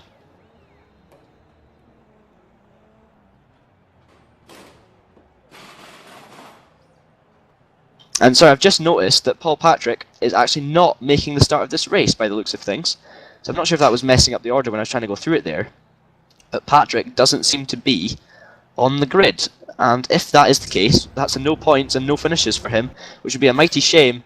But it's going to be Adrian Campfield with the easiest run to the first corner. He did, of course, he did lose the lead on the first lap of the last race, but we're underway here. Race 2 at Velopark, and it's Campfield leading. Patrick's nowhere to be seen, unfortunately. Waring slots into 2nd place, Salo 3rd, and Salo dives to the outside of the track because Butcher's looking right. Wiesemuller, sorry, is actually up there in 5th position, or it should be 4th, because of a slight problem with the standings. Hakkisen, he needs to take that right now. Hakkisen is in 4th position, or 5th place, in this second race at Velopark, and he needs to just take it easy and make sure he stays out of trouble. Chris Butcher is in 6th position with Andy van der Velde in 7th. Nato is in 8th, but it's Campfield who is off the line and away in the lead of the race. Waring's under serious pressure now from Rasmus Salo for 2nd place. If we can jump on board with him, it's Salo pushing him hard like they were in race 1. Getting very close to that the tyre wall there. We need to make sure no drivers are hitting that. Gets very close once again under braking. Wiesemuller is looking slightly more racy here in 4th. Hakkisen has held on so far to 5th position from the championship leader Chris Butcher. But it is Campfield who leads over lap 1, and he'll be looking to stay there for the entirety of the race. But he's not getting away with it at all yet, because Waring is having a look to the outside, and you can see all the drivers ducking out there from the slipstreams of drivers defending down the inside, so they all have the same idea. Waring's going to try a cutback, is he? Or no, he's not going to try it there. But this is a real test to see whether Campfield can sustain the pressure. We've got, is that Hakkisen sideways in the background? Just quickly cut back. He has held on from Chris Butcher, and Butcher will be needing to get past him, power driver, as soon as possible if he wants to stay with his front group, unless Hakkisen's got some stunning race pace, but we'll yet to see. But we do need to keep an eye on this battle for the leads here. Salo's making it 3, as Waring's looking to the outside into turn 5. Campfield holds on to it. He goes a little bit dodgy over the curb in the inside of turn 5. He needs to be careful not to do that too often. And Waring is still in 2nd, and they now head out of turn 9 onto the start of lap. They're going to start lap 3 in just a minute, and Waring looking great at the moment. I was expecting Campfield to run away with it slightly more than he is, but he's clearly under a lot of pressure and not quite had the clean air and the breathing space to just put the hammer down and set the lap times that he set. I mean, he only just did a 59.7 on that one, which is second off his race pace in the first race. So the pressure is clearly showing. Waring having another look there, but not going to make it happen. And Hakkisen is alongside Butcher, and he's been pushed wide there. Butcher does make the position up to 5th. Hakkisen having another look down the inside. These guys going side by side. Is there going to be contact? No, Hakkisen manages to back out of it and slots into 6th position, and he has succumbed his position, his top 5 position, to Chris Butcher, our championship leader. So that is the battle for 5th. But this is the battle for the lead. And Campfield manages to hold on for it. They're really close there. Salo's also in the battle, so this is another time where Salo's been right up there in a battle behind the Airstream car of Andrew Waring. I'm sure he'll be getting a bit bored of the back of his car. And it looks like Wiesemuller's also got something to say about this battle, because he's only 1.3 seconds off the leader and half a second off Salo in 3rd, so this could be a 4-way scrap before we know it. And there's a bit of a gap back to the battling Chris Butcher and Ben Hakkisen. Is Ben having another look? He's in the slipstream, so he's definitely not dropped. Definitely not been dropped yet by Chris Butcher. And is he having a look down the inside of the championship leader? He is having his look, and he's been hit up the back by Nato. That was a big punt, and oh, as long as he can keep out of the wall, he'll be fine. Oh, and he makes big contact on rejoin with Andy van der Velde, I believe. Or was that NATO again? I think it might be NATO again. So, bit of argy-bargy from those guys. That's unfortunate. Difficult to call because they were slow into the apex, but at the same time, that incident, those kind of incidents shouldn't really be happening, but sometimes they are unavoidable. And it's cost Ben Hackson and NATO because they're down to 7th and 8th, and hopefully with no damage. But this has all propelled Andy van der Velde up to 6th, which is great to see.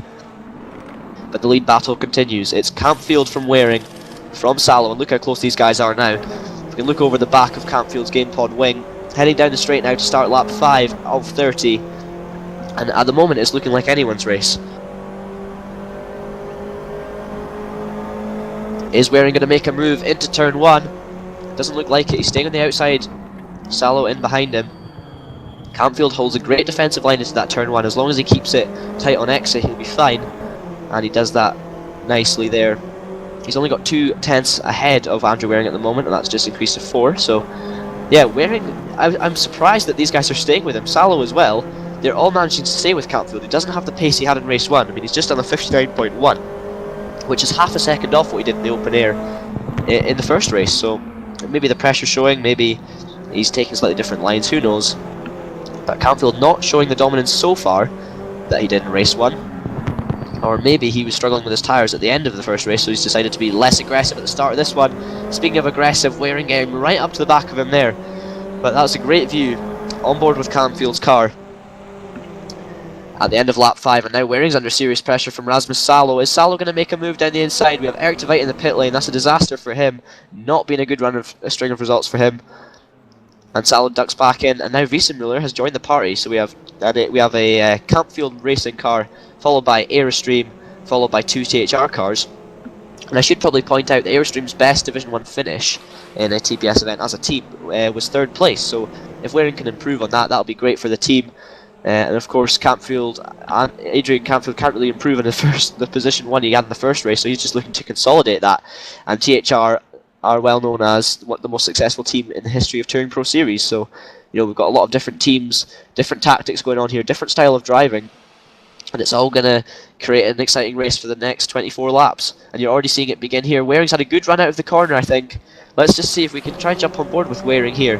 He's in a good slipstream from Campfield. We've got a back marker. Campfield weaving from right to left. I'm not sure if he definitely can't take more than 1 move, and it looks like that was maybe 2. But he holds the position down the inside. They're going to be under braking just as they hit the 150 board. Waring closes up, but unfortunately with this first corner you can't get a run off it. You can't do an undercut and take the other driver because of this wall, as you can see there on the pit lane exit. So for Waring, he couldn't really do anything there when you get the run down the outside, but great defensive driving from Campfield, who's deserved to hold on to his lead for the moment. But Campfield has run wide there, he's gone over the grass, but he should get away with it. And Sallow, right on the back of the Canadian now. Car number 21 on the back of car number 33, and the car number 1 behind is of course reigning champion Robert Wiesenmuller, who's having a much better showing in race 2, finishing down in 6th I believe in race 1, and he did say to me before the event that all he wants is a podium from this one because he didn't feel too happy about it. And it's been a bit of a difficult campaign for the German, but he seems to have been picking up the pace a bit more recently. It's a shame he's not quite showing the form he showed last season, and I think he's probably been slightly psychologically, he's probably been a bit hurt by Chris Butcher's strong showings, and it's maybe lost him a little bit of motivation. But let's just hope Wiesenmuller can keep on pushing and keep his championship hopes alive. He's in 4th place at the moment, but he's still, as you can see, in with a shout at winning this race because there's so much action going on right in front of him. And Campfield is coming on back markers. That's Eric de Veit in the ice cold car. It looks like the first back marker these guys are coming across. So we'll just have a quick look to see if there's any retirements. We have Kostas Kaludis. It says DQ there, so he's been disqualified for one reason or another. And de Veit, of course, the man who's a lap down now, it looks like he may be holding these guys up slightly. Let's see if he gets out of the way. And he's holding up Campfield a lot there. De Veit needs to be careful he doesn't do that, or he could be the wrath of the stewards, and that's more sensible from him, letting everyone by. That's actually closed up the field a little bit there because, of course, de Veit, with his issues and being in the pit lane, obviously having a bit of damage, he's actually held up our leader a little bit. And sorry, I've just noticed that Toby Davis has a bit of suspension damage, so see if we can get back to that. Let's see a replay.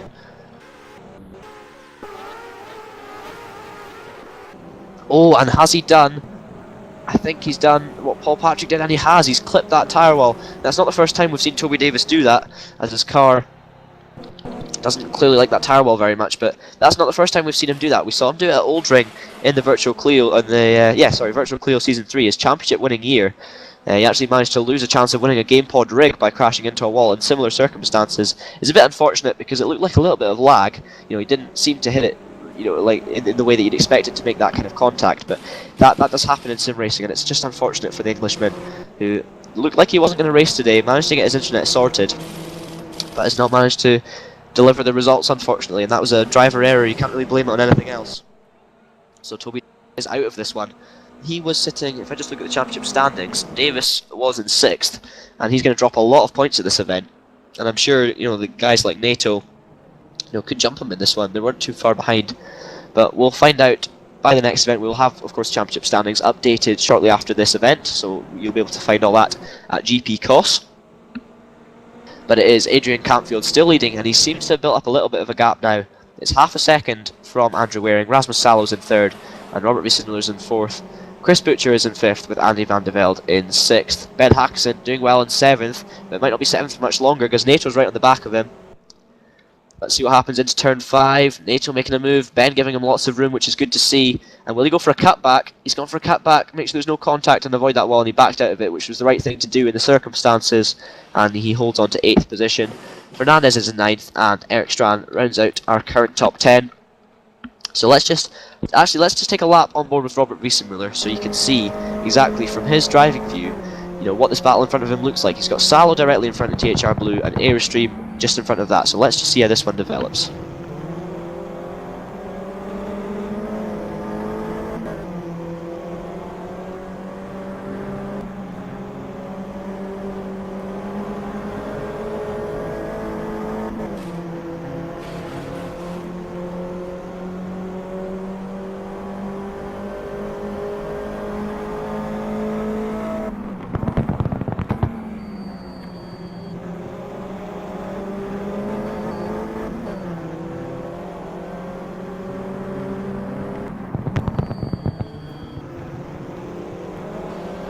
So that was a lap on board with our reigning champion Robert Wiesenmüller in the race. He didn't seem to close up too much on Salo during that one. I'm also hearing news that Ryan Callan for Walk Racing has managed to roll his Mini. So that's not the best way to go about racing, Ryan. I'm sure he'll be absolutely fine with that. He wasn't really in championship contention anyway, down in 7th position. Of course he'll be disappointed, but maybe the kind of racing in this track is so intense with the great battles that it may be quite relaxing to, as bad as it sounds, it might be quite relaxing to roll your car. But anyway, I'm sure Callan won't be too disappointed with that, but I'm sure he is out the race if I just have a look. Yeah, he is. So Ryan Callan and Toby Davis, the two experienced drivers in TouringProSeries, who've both won loads of Clio races over the past, and Toby's won a championship, and they've both managed to crash out of this one. So obviously a bit of a race of champions kind of moment in terms of, not of course the race of champions, but the wall of champions. This whole circuit seems to be claiming at the moment. But there was another lap on board with Robert Wiesenmüller. Let's just take a quick run through the rest of the field, just make sure there's nothing else happening on track. Chris Butcher is in 5th, Andy van de Velde in 6th position, and he's got the lapped Eric Tveit just ahead of him. Miguel Neto is in 7th for EKT Portugal. Ben Hackson still holding on to the 8th position, and I'm sure he'll just be wanting to get a top 10 in this race. I can imagine that will be his aim at the moment, and he'd be delighted if he can get that, because it would be his first top 10 in the TouringProSeries. Luis Fernandez is in 9th, and Amaral under serious pressure in 10th from Peter Duivelar, who's had a slightly under par event here, has the former champion. He is the 2012 champion, and not quite showing the form he did in that season. Of course, the level of competition may have stepped up, some would have said, but Duivelar, he's 4th in the championship, so it's by no means a bad championship so far for him. He's just not managed to win a race yet, which quite a lot of people expected he would be challenging slightly more for race wins. But it's a team that's not been, has not had the success in the TouringProSeries. So, it's a new team, they're working hard on setups, they're working together, but of course it's a new thing, and new things take a long time to come together. So I'm sure once Duivelar gets the car sussed out again, and maybe gets his competitors sussed out, and manages to find the time to really practice hard, I'm sure we'll see him right up there in the future. But obviously just not at this event, he's been slightly disappointing. Speaking of disappointing, Eric Strana in 12th position, 2nd in the championship standings, and just doesn't seem to be having a good one out there today. I know I did speak to him before the race, and he is rushing off after this, so maybe not in the perfect frame of mind for the racing at the moment. But down in 12th position, having a slightly underwhelming event. But that, of course, saying this, sitting in 12th position, only 13 seconds off the lead in a Touring Pro Series event, is of course no mean feat, and a bit of lag there. But everything seems to be okay. Drevel are having a look at Amaral, so let's keep an eye on this one for a second. And actually, just looking at the front of the field, something's happened with the server here. Has there been an incident with Wiesemuller and Salo? We've had some strange happenings in the standings. I'm not sure if it's a bit of server issues or these guys have had some issues, because it looked like Salo and Wiesemuller were dropping way back through, but it is some server lag. I just saw the names change there, and Waring looked like he was out on his own battling with Campfield, and Salo and Robert had gone. But yeah, it's just some server lag there, so sorry about the sudden shock I received there, but we're all good. As you can see, Waring second, Salo holds on to third, and Robert Wiesemuller remains in fourth. So THR looking like having a double trouble there, but they've managed to keep it together, and they're absolutely fine. But this is definitely not what I was expecting to see on lap 15 of 30. I thought Adrian Campfield was absolutely running away with this one, but if you look at his lap times, they've been nowhere near what he was managing in race 1, so Andrew Waring's putting him under some serious pressure here, and he's looking like he has a chance of his first Touring Pro Series victory at Velopark. And also, of course, if he did manage to take this off Campfield, this would be the second new winner in 2 races, and the second new team to win Touring Pro Series in 2 races as well. So a very exciting battle developing for the lead of the race. We'll need to keep our eye firmly on that one, just seeing if anything else is happening right now. Paxton's still in 8th ahead of his teammate Louis Fernandez, so he's got a bit of a shield there to protect his position. There's a battle going on there between Strana and Amaral heading into turn 1, but Strana manages to hold on to that fine. Ethan Bass is having a great showing in 13th position. I'm sure he'll be happy with how this one's going. Patrick, after his incidents earlier, he seemed to miss the start earlier, so maybe we started from the pit lane. Really not sure what's happened there, but he's in 16th position, so if he's managed to catch up with everyone and pass that many cars, fair play, that's a good job. Duarte Lopez is 17th, Jonathan Ockercliffe, I should say, is 18th, with Scott Slovic 19th, Matt Richards is 20th, then we have Shell Stenbeck, Arichus Razvan, Matusowski, Lewis McGlade, Reese Gardner 25th, who's obviously had some issues that I may have missed, I believe, and I do apologise, but he's dropped, not nearly having as good a showing as he did in race 1, but I'm sure he won't mind too much. He's got a lot to take away from this event, especially after the top 5 in race 1. Eric Tveit, as we know, has had a troubled race, and then our 3 retirees, Ryan Callan, Toby Davis and Kostas Kaludis, and that rounds off our field. And Campfield has managed to eke out a tiny bit of a gap again from Andrew Waring, but not enough to really drive away from him, and not enough to make Waring back off one little bit. He is fighting for this. He's never won a TPS race before, so who can blame him for being, pushing it to the max to try and get past Adrian Campfield. He's got no championship really to fight for either. He is currently, looking at the standings, I believe he's only done 1 event so far, and he's actually not showing. He's 19th in the championship, so he's obviously not a contender there, but he'll be looking to pick up as many points as possible, and he'll be going all out for glory in this one. But he seems to be dropping a little bit back from Campfield, who's just done a 58.8, which is pretty qualifying pace. So let's see if Waring can hold with that. Of course, these guys, it's amazing that Campfield's still managing those times with the tyre wear that will be being suffered by them, but it's very impressive at the same time. And Waring is just hanging on, but you can see the tyre smoke coming from him is a lot more extreme by the looks of things than Adrian's, so maybe he's slightly harder on his tyres, and that's maybe costing him. And then, of course, it's still Salo, Wiesemuller and Butcher, so the 3 THR cars in 3rd, 4th and 5th. And I'm actually just hearing news, the reason why Reese Gardner is so far down the field is because he was having, I think he had a screen freeze or something along those lines, or some graphics glitches, so that's why he's down there. So it wasn't a driver error, which is really disappointing. I'm gutted for him, but he still managed the top 5 in race 1, so he's got a lot to take away from this event in terms of results and confidence, so that's good to see. But this seems to be, as per usual, TBS manages to have, the main battles always seem to be right at the front of the field, which is great to see. I can also see Ethan Bass and Nico Schweinzer in 13th and 14th look very close, but just as close as them is Adrian Campfield and Andrew Waring for 1st and 2nd.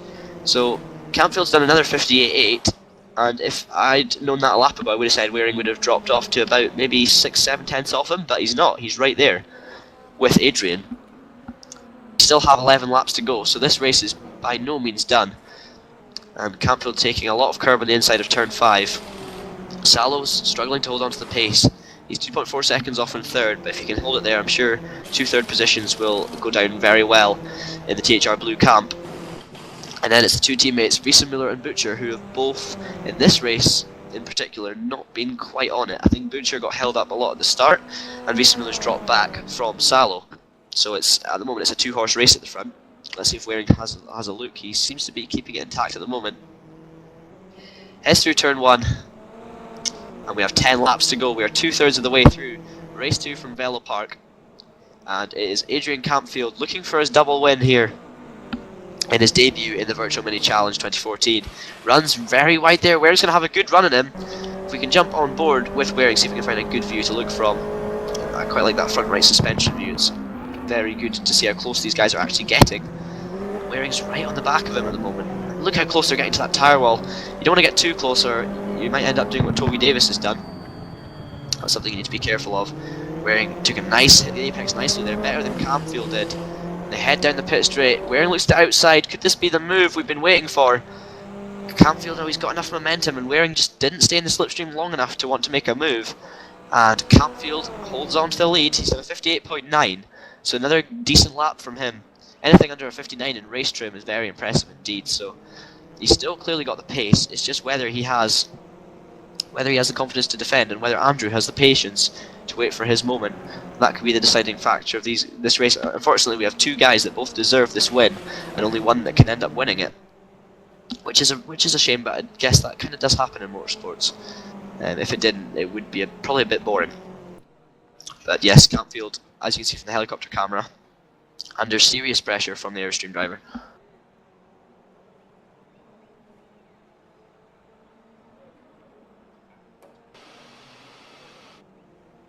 Oh, and Waring's got a good run out of the final corner there. I'm just noticing Adrian's teammate Paul Patrick's up to 14, so it's good to see him making progress. But here comes Waring now, making progress up to the back of his teammate. He's right up the back of him now. Is he going to take a move down the inside? He's looking to the outside for the moment, and I don't think he's going to make a move here. Got a little bit of servo lag, as you can see. And sorry, I was just joined by someone in TeamSpeak, but they have left us, so we'll see what that was all about. But Campfield is holding on. This is the move we've been waiting for. Waring's all over the back of him. We can jump on board with Waring again, because this is the move. You know, Waring's been eyeing this move up for 22 laps, and if he doesn't make a move soon, he's going to be under serious pressure, because we're not going to have that many laps left. He gets so close under braking to turn 5 every time, and look how close. Oh, and did Campfield actually clip the tyre wall there? I believe Campfield might have clipped it, so there's a chance he might have a bit of damage, but it looked okay to me. It just seemed a little bit of a nudge to push him away from the tyre wall. And Paul Patrick's now up to 13th, so he's still making progress, but Waring right up on the back of him.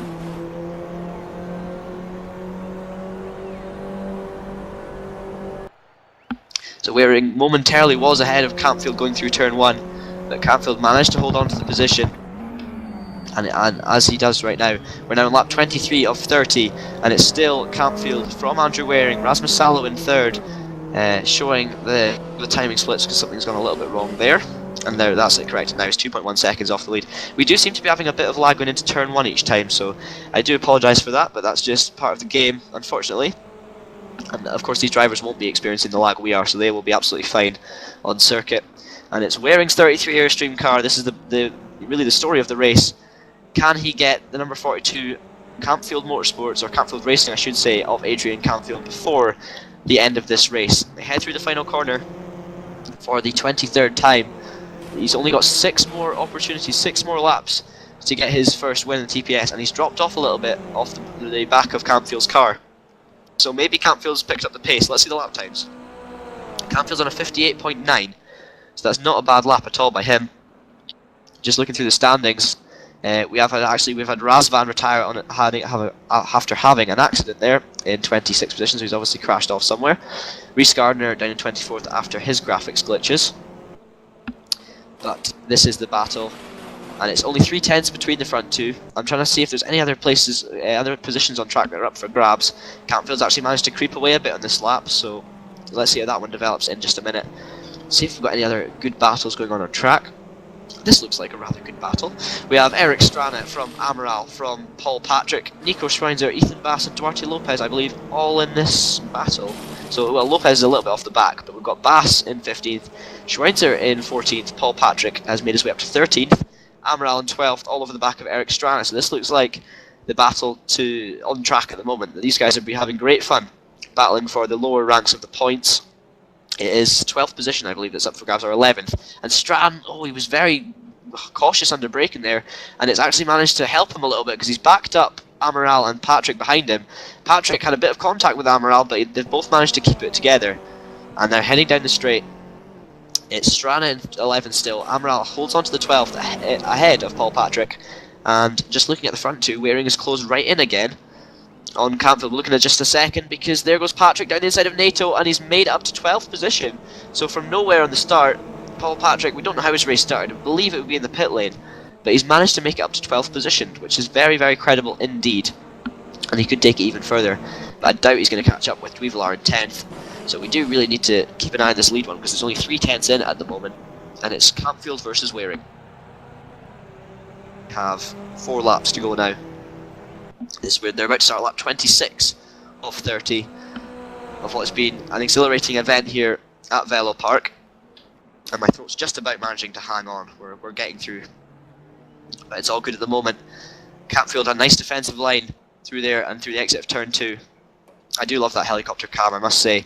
On every track we've had it so far, you can just get a perfect view of all the action from up above, which you just wouldn't get on television. And Campfield's run a little bit wide, and it's not enough for Waring. Campfield's still lapping in 58.9. Anything under a 59 is great, but the problem for Waring is Adrian's doing it lap in, lap out consistently, so which makes it really difficult for the Canadian to do anything about. Because of course, we can see Campfield's lap times because he's leading. We can't see Waring's, but he's obviously not quite on par in terms of raw pace. But he does have the fire in his belly to win this. He wants to win this more than anything. He's never won a TouringProSeries event before in many tries, and also Airstream will be cheering him on. But it's questionable whether he can do this. I still believe Campfield has it in him and has the defensive powers and the raw speed to win this race, but none of these guys deserve to finish second here. They've put on a great show for us today. And we only have 3 laps left. Can Waring make a move? He's really close to the back of the Campfield racing car now. He gets a bit sideways through there. Tvite's in the pit lane once again to round off an absolutely horrendous event for Ice Cold. Is Waring going to make a move here? I don't think he is. Jump back on board with him. And like for this whole race, there's been maybe one move into turn 1, but apart from that, it's just been pressure building on Adrian Campfield, and he's managed to withhold everything so far and maintain his lead. But it's getting very, very close, and he will be feeling it more than ever at the moment. And Waring will be shouting, I've no doubt, at his Mini to go faster. And the push to pass would come in very handily for the drivers in this kind of situations. But in the Minis, it's all about your racecraft, making your way up the inside. Don't make too much contact and try and hold the momentum through the corner, stop any undercuts, and that's the way you go about overtaking in these Minis. There's a lot. It's difficult to pass under braking because the brakes aren't the best on these cars, so it's difficult not to lock up sometimes. And of course that does leave drivers prone to being passed, because if they maybe brake a little bit early to be safe or make a mistake, they're going to run wide. And in these cars it's all about keeping the momentum up, so braking early is usually faster than braking later, but of course you can make an overtake by braking later. And Waring closes right up every time in that corner in turn 5. And with a couple of laps to go, just one last look at this battle, because it's looking like it's absolutely raging on at the moment. Patrick's made his way up to 11th, Strana in 12th, Amaral 13th, with Schweinzer in 14th, and that battle seems to spread out a little bit, but it's been fantastic for the whole race. And Patrick's made his way up to 11th now, so his run continues, but we need to focus on the front, because Waring's now only a 10th of a second behind. Another bit of lag going into the turn. He looks to the outside into turn 1, but he's not going to do anything there, and he's only got one more chance through turn 1. This is an incredibly exciting end to the race. Waring all over the back of Adrian Campfield now, heading through turns 3 and 4. He's about to flick left through turn 4, and look how close he's getting now. See if we can take a look back from Campfield's car. and that's the pressure he'll have been seeing in his mirrors. That's the pressure he'll be feeling for the entire race, and he's just got to cope with it for one more lap. He's got 1.5 laps to hold on. Waring will be absolutely desperate to get past him and win his first race, but Campfield's holding on to it at the moment. Is Waring going to make a dive? He looks to the outside. They come through the corner. Great view of the second to last turn. Head through turn 9. Look how close Waring is now. He's going to make a run into the turn 1, I have no doubt. He's down to the inside, he's along the pit wall. He's pushing Campfield's car down the pit straight, and Campfield is defending that line on the inside, which he has every right to do. Waring looks to the outside. This is the final time until into the first turn. Is Waring going to go for a spectacular late braking manoeuvre? He is! He's looking around the outside. There's a bit of contact, but it couldn't have been avoided. It was absolutely fair, and Campfield holds on to the lead. Is Waring going to have any more opportunities? He's got turn 5 where he could make a bit of a dive bomb, but of course dive bombs never usually end up well, and they're probably not within racing etiquette. So let's see if he can make it past cleanly. He's also got the final turn, or the second last turn, to make a move. We have seen drivers do that, so this is it now. Will Waring make a move? He's not looking like it at the moment. As they head through the final chicane, Campfield's slow through there. Waring's all over the back of him. He's going to go to the inside. Campfield defends the inside. I have no doubt Waring's going to try and go around the outside, but it's never going to work. Campfield closes him off, and that is that, guys. Adrian Campfield, a terrific defensive drive from him. These guys have put on a great show for us here at Velopark, but it is going to be Adrian Campfield for Campfield Racing, who takes his double victory. Fantastic and well deserved for him. Andrew Waring takes an incredible second place, and it could have been so much better for him. Rasmus Salo finishes in 3rd. Chris Butcher comes across the line 4th, with Visa Muller 5th and Nato in 6th. It's Andy van de Velde picking up 7th after a good race from him. Ben Hackson does pick up his 8th position, which is his best TouringProSeries result. Louis Fernandez is 9th, with Peter Duivelar in 10th. Paul Patrick finishes 11th, and Eric Strachan picks up 12th. Then we have Nico Schweinzer and Ethan Bass in 13th and 14th, Amaral 15th, and Duarte Lopez in 16th. Jimmy Hughes from Mad Cape Red finishes 17th, ahead of Jonathan Ockerclinth. Matt Richards picks up, I believe, a couple of points in 19th for Airstream, and another Airstream driver in the points is Scott Sopick in 20th. But yeah, it's absolutely terrific end to that race. Andrew gave it all he had, but Adrian Campfield's defensive driving was just too good for the Canadian, and it was a brilliant race from Adrian. Thoroughly deserved second race win. And we are going to be joined in a few minutes for the driver interviews, and that was a great couple of races at Velopark. So we'll be back in just a moment with all the interviews.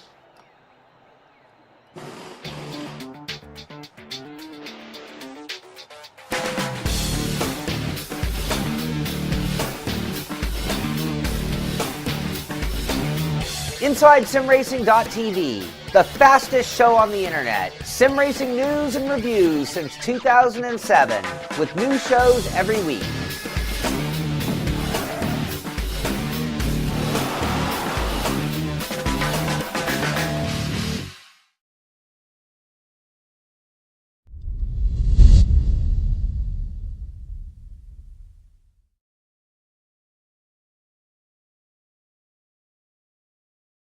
And we return after a couple of great races from Velopark. Great battle at the end of the second one there between Adrian Campfield and Andrew Waring. But in the end it was Campfield who came out on top. Salo finished 3rd and Butcher 4th, with Visa Muller 5th, so he actually got passed by Chris at the end of that race. But yeah, very exciting throughout. And we're going to have the drivers for a few interviews. I first want to speak to you because I know someone who's going to rush off. Had a bit of a disappointing event today, so let's just have a quick word to him about it. Eric Strachan. So Eric, obviously disappointing couple of qualifying sessions and didn't seem to make as much progress as you would have liked in the races. So what went wrong there tonight? Well, I just didn't want to cut the qualifying, and I was expecting the races to be a bit more carnage, especially the tight corners. But yeah, I mean, I still gained points. I hope I wasn't off the track like I know other people were, and I probably can pull back a couple of points where other people cut. But yeah, not quite where I wanted. I want to be at least in top 10, which I actually wasn't. But yeah, I mean, it's just focus on the next one and try to do better there.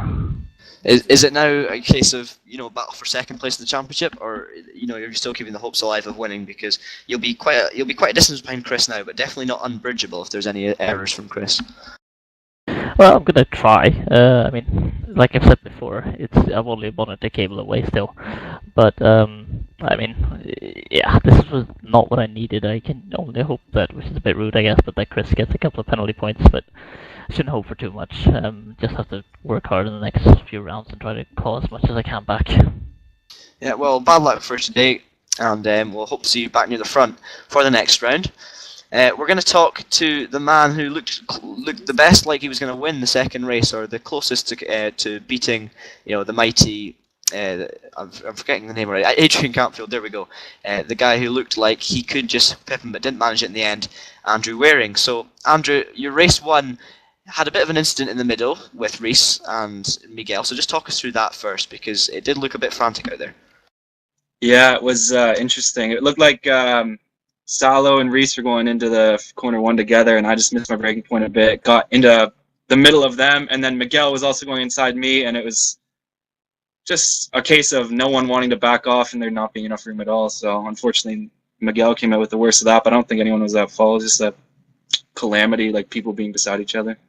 Yeah, I mean, from my point of view, it did look like there was just a bit of a, 4 cars into one doesn't go. It didn't look like anyone in particular did anything wrong, but it ended up, of course, with Reese in the wall, Miguel spinning off and retiring. So, yeah, it was just an unfortunate incident, but managed to pick up a decent result in the end. And then, of course, your race 2, at what point did you realise you were not going to win, or did you think you could win until the last corner? How did that pan out for you? Did you expect to be up with Adrian for the entire event? As soon as I saw Paul miss the start, I was pretty excited because Adrian and I have been practicing and I could stay with him. But there was some serious lag in the whole race, and some points he'd disappear and I'd be like, "Yes, I'm winning," and then he'd be right beside me, and then we'd slow down because it looks like I'm trying to pass him, right? So I know there's definitely lag, but it's just trying to bring home second. Really, I've crashed enough times when I'm in a good spot to know that I didn't really want to do that. Yeah, and of course that was probably the closest you've come to winning a Touring Pro Series race when you tried down the outside into the second last turn. So, do you think the win's on the cards for the minis this year, or do you think, where are your targets lying? Because I would have thought it would be for victories. No, I don't know. This track's kind of special. There's people like Eric and Chris who aren't really pushing because it's so easy to cut. Like race 1, who knows? Reese might win the race because I know I cut sometimes. I know everyone else cuts sometimes. So you don't know, but I don't know. I'm kind of just trying to be top 5 everywhere else now. Yeah, well, very well done to you, and great couple of results, and you were unlucky not to win your first Touring Pro Series race, but Adrian was just too quick in the end, so well done to you. We're now going to speak to our championship leader, Chris Butcher. And Chris, you could say a better race 1 and probably more eventful race 1 than race 2, but you seem to be slightly slower at the start of race 2. So first of all, race 1, you had an interesting battle with Paul. It looked like you guys were really close down the pit wall, and then of course he crashed out. So just talk us through that battle.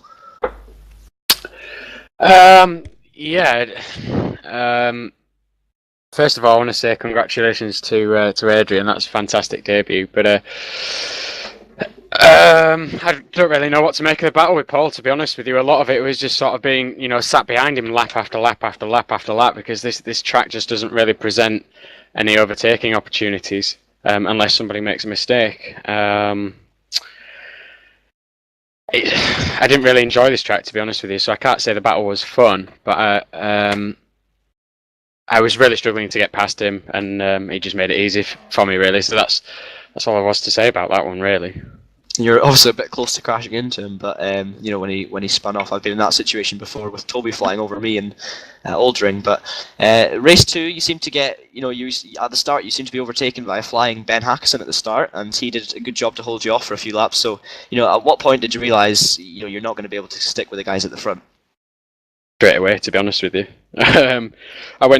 I tried to find a bit more pace in the setup and went the wrong way with it, and that cost me a little bit. The car was a little bit unstable at the rear end, so that cost me a bit of time. So I knew pretty much straight away that I wasn't going to be fighting for a podium position. But to be honest with you, coming into this event, I was happy with top 5s. To be honest with you, like Andrew said, me and Eric could have been a bit more aggressive, but we're in a position where we can't afford any cutting penalties, which is so easy to get at this track. But yeah, I was happy with the results at the end of the day. I extend my championship lead, which is always good. Yeah, I mean, of course, you got second place, so it definitely wasn't a bad result by any means. But not your strongest event out of all. But you're going to walk away from this with a massive championship lead because you beat Robert in both races, and Eric had a bit of a nightmare. So well done to you, and you're going to be further ahead in the championship and looking good for your first Touring Pro Series championship. So well done to Chris there on a great event. Just looking through the drivers, I would like to speak to Reese Gardner because Reese, obviously, desperately bad luck in race 2 with some graphics issues, but your race 1, for a minute we looked like you were going to be on the podium there, so just talk us through that. Well, race 1, certainly, that was the best race I've had at Touring Pro Series in a while, definitely, but, I guess my aim at the start of the race was to stay out of trouble, and, as you probably saw on the broadcast, that didn't really work out well with the incident with Andrew and Miguel and all that. So, I drove the rest of that race with a slightly bent car, but other than that, I suppose it was pretty good, and I didn't expect to be where I was. Yeah, and then in race 2, just tell us what happened, because I heard reports that you had a bit of a graphics issue or a screen freeze, so just tell us what happened in there, because that's desperately unlucky after your promising race 1. Yeah, well, I had a bit of an incident on lap 2 where I was just hit off track at turn 1, and I was just trying to make up more positions, and then a few laps later my graphics card decided to flip the table, and I basically was driving around the rest of the race with screwed up textures. Oh, that sounds a bit strange, but is that an incident you've had before, or is that a new thing for you? Well, yeah, that's the thing though. I've been having trouble installing GameStop Car on the new PC I got a few weeks ago, so I'm using my my old PC that still has GSC on it, and yeah, I've been having a lot of problems with that old PC lately. I just want to try and get the issues that I have sorted out when it comes to getting GSC installed on my new PC, so that hopefully this doesn't happen again. Yeah, well, that's desperately unlucky, but you still got a lot, of course, to take away from that. A top 5 in race 1, and it could have been better if it wasn't for a bit of an unfortunate incident. So, well done, Reese. Delighted for that result. I'm sure you'll be happy with that. And I would like to speak to Rasmus Salo if he's around, because, of course, Rasmus, you seem to have a great event as well. You were very consistent and picked up a podium in race 1. So, just talk us through your event. Yeah, race 1. It was fun. I mean, maybe a bit dirty on my part from time to time, so I apologize for that. And race 2, boring as, but yeah, 2 podiums, so it's okay, I guess. Yeah, you look like, I mean, throughout both races, you look like you were right there in chance of winning, but you just didn't seem to have the absolute, raw pace of Adrian Campfield.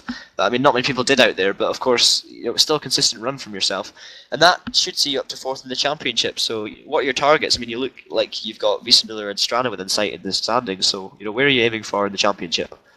Yeah, definitely. I mean, a top 3 would be nice at the end of the season. And yeah, that's what I'm aiming for, really.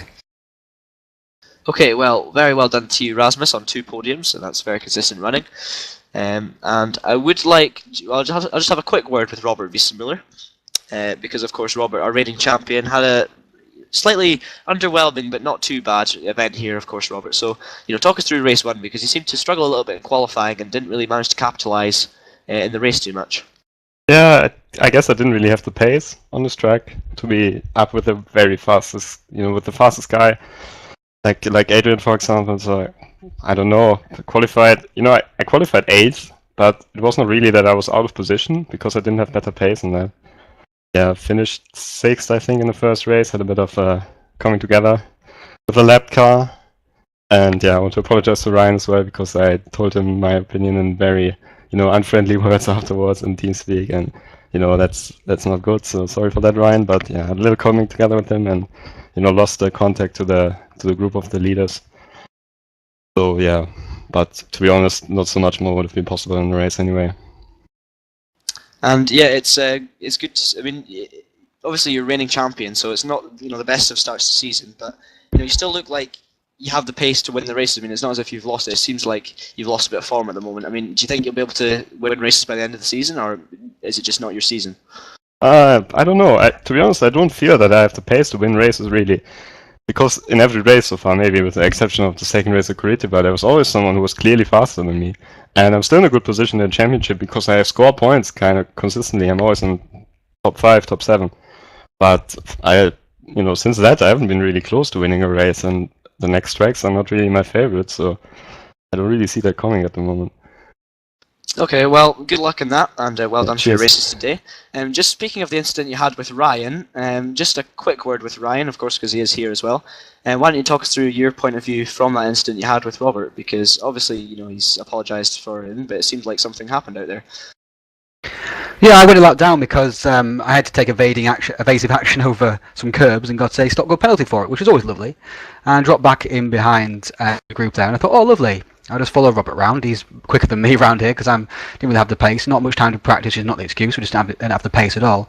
And I was just surprised by how well I was able to get into the corners compared to Robert, and it just completely took me by surprise. And I ended up going up the inside of him. It's like, oh no! And so I just apologised to Robert about that. It was completely my fault. It shouldn't have been even. I thought I was far enough behind not to be interfering because obviously I'm back marker. There's no point me. I'm not racing him, so yeah, it was my mistake anyway. So there's no hard feelings there.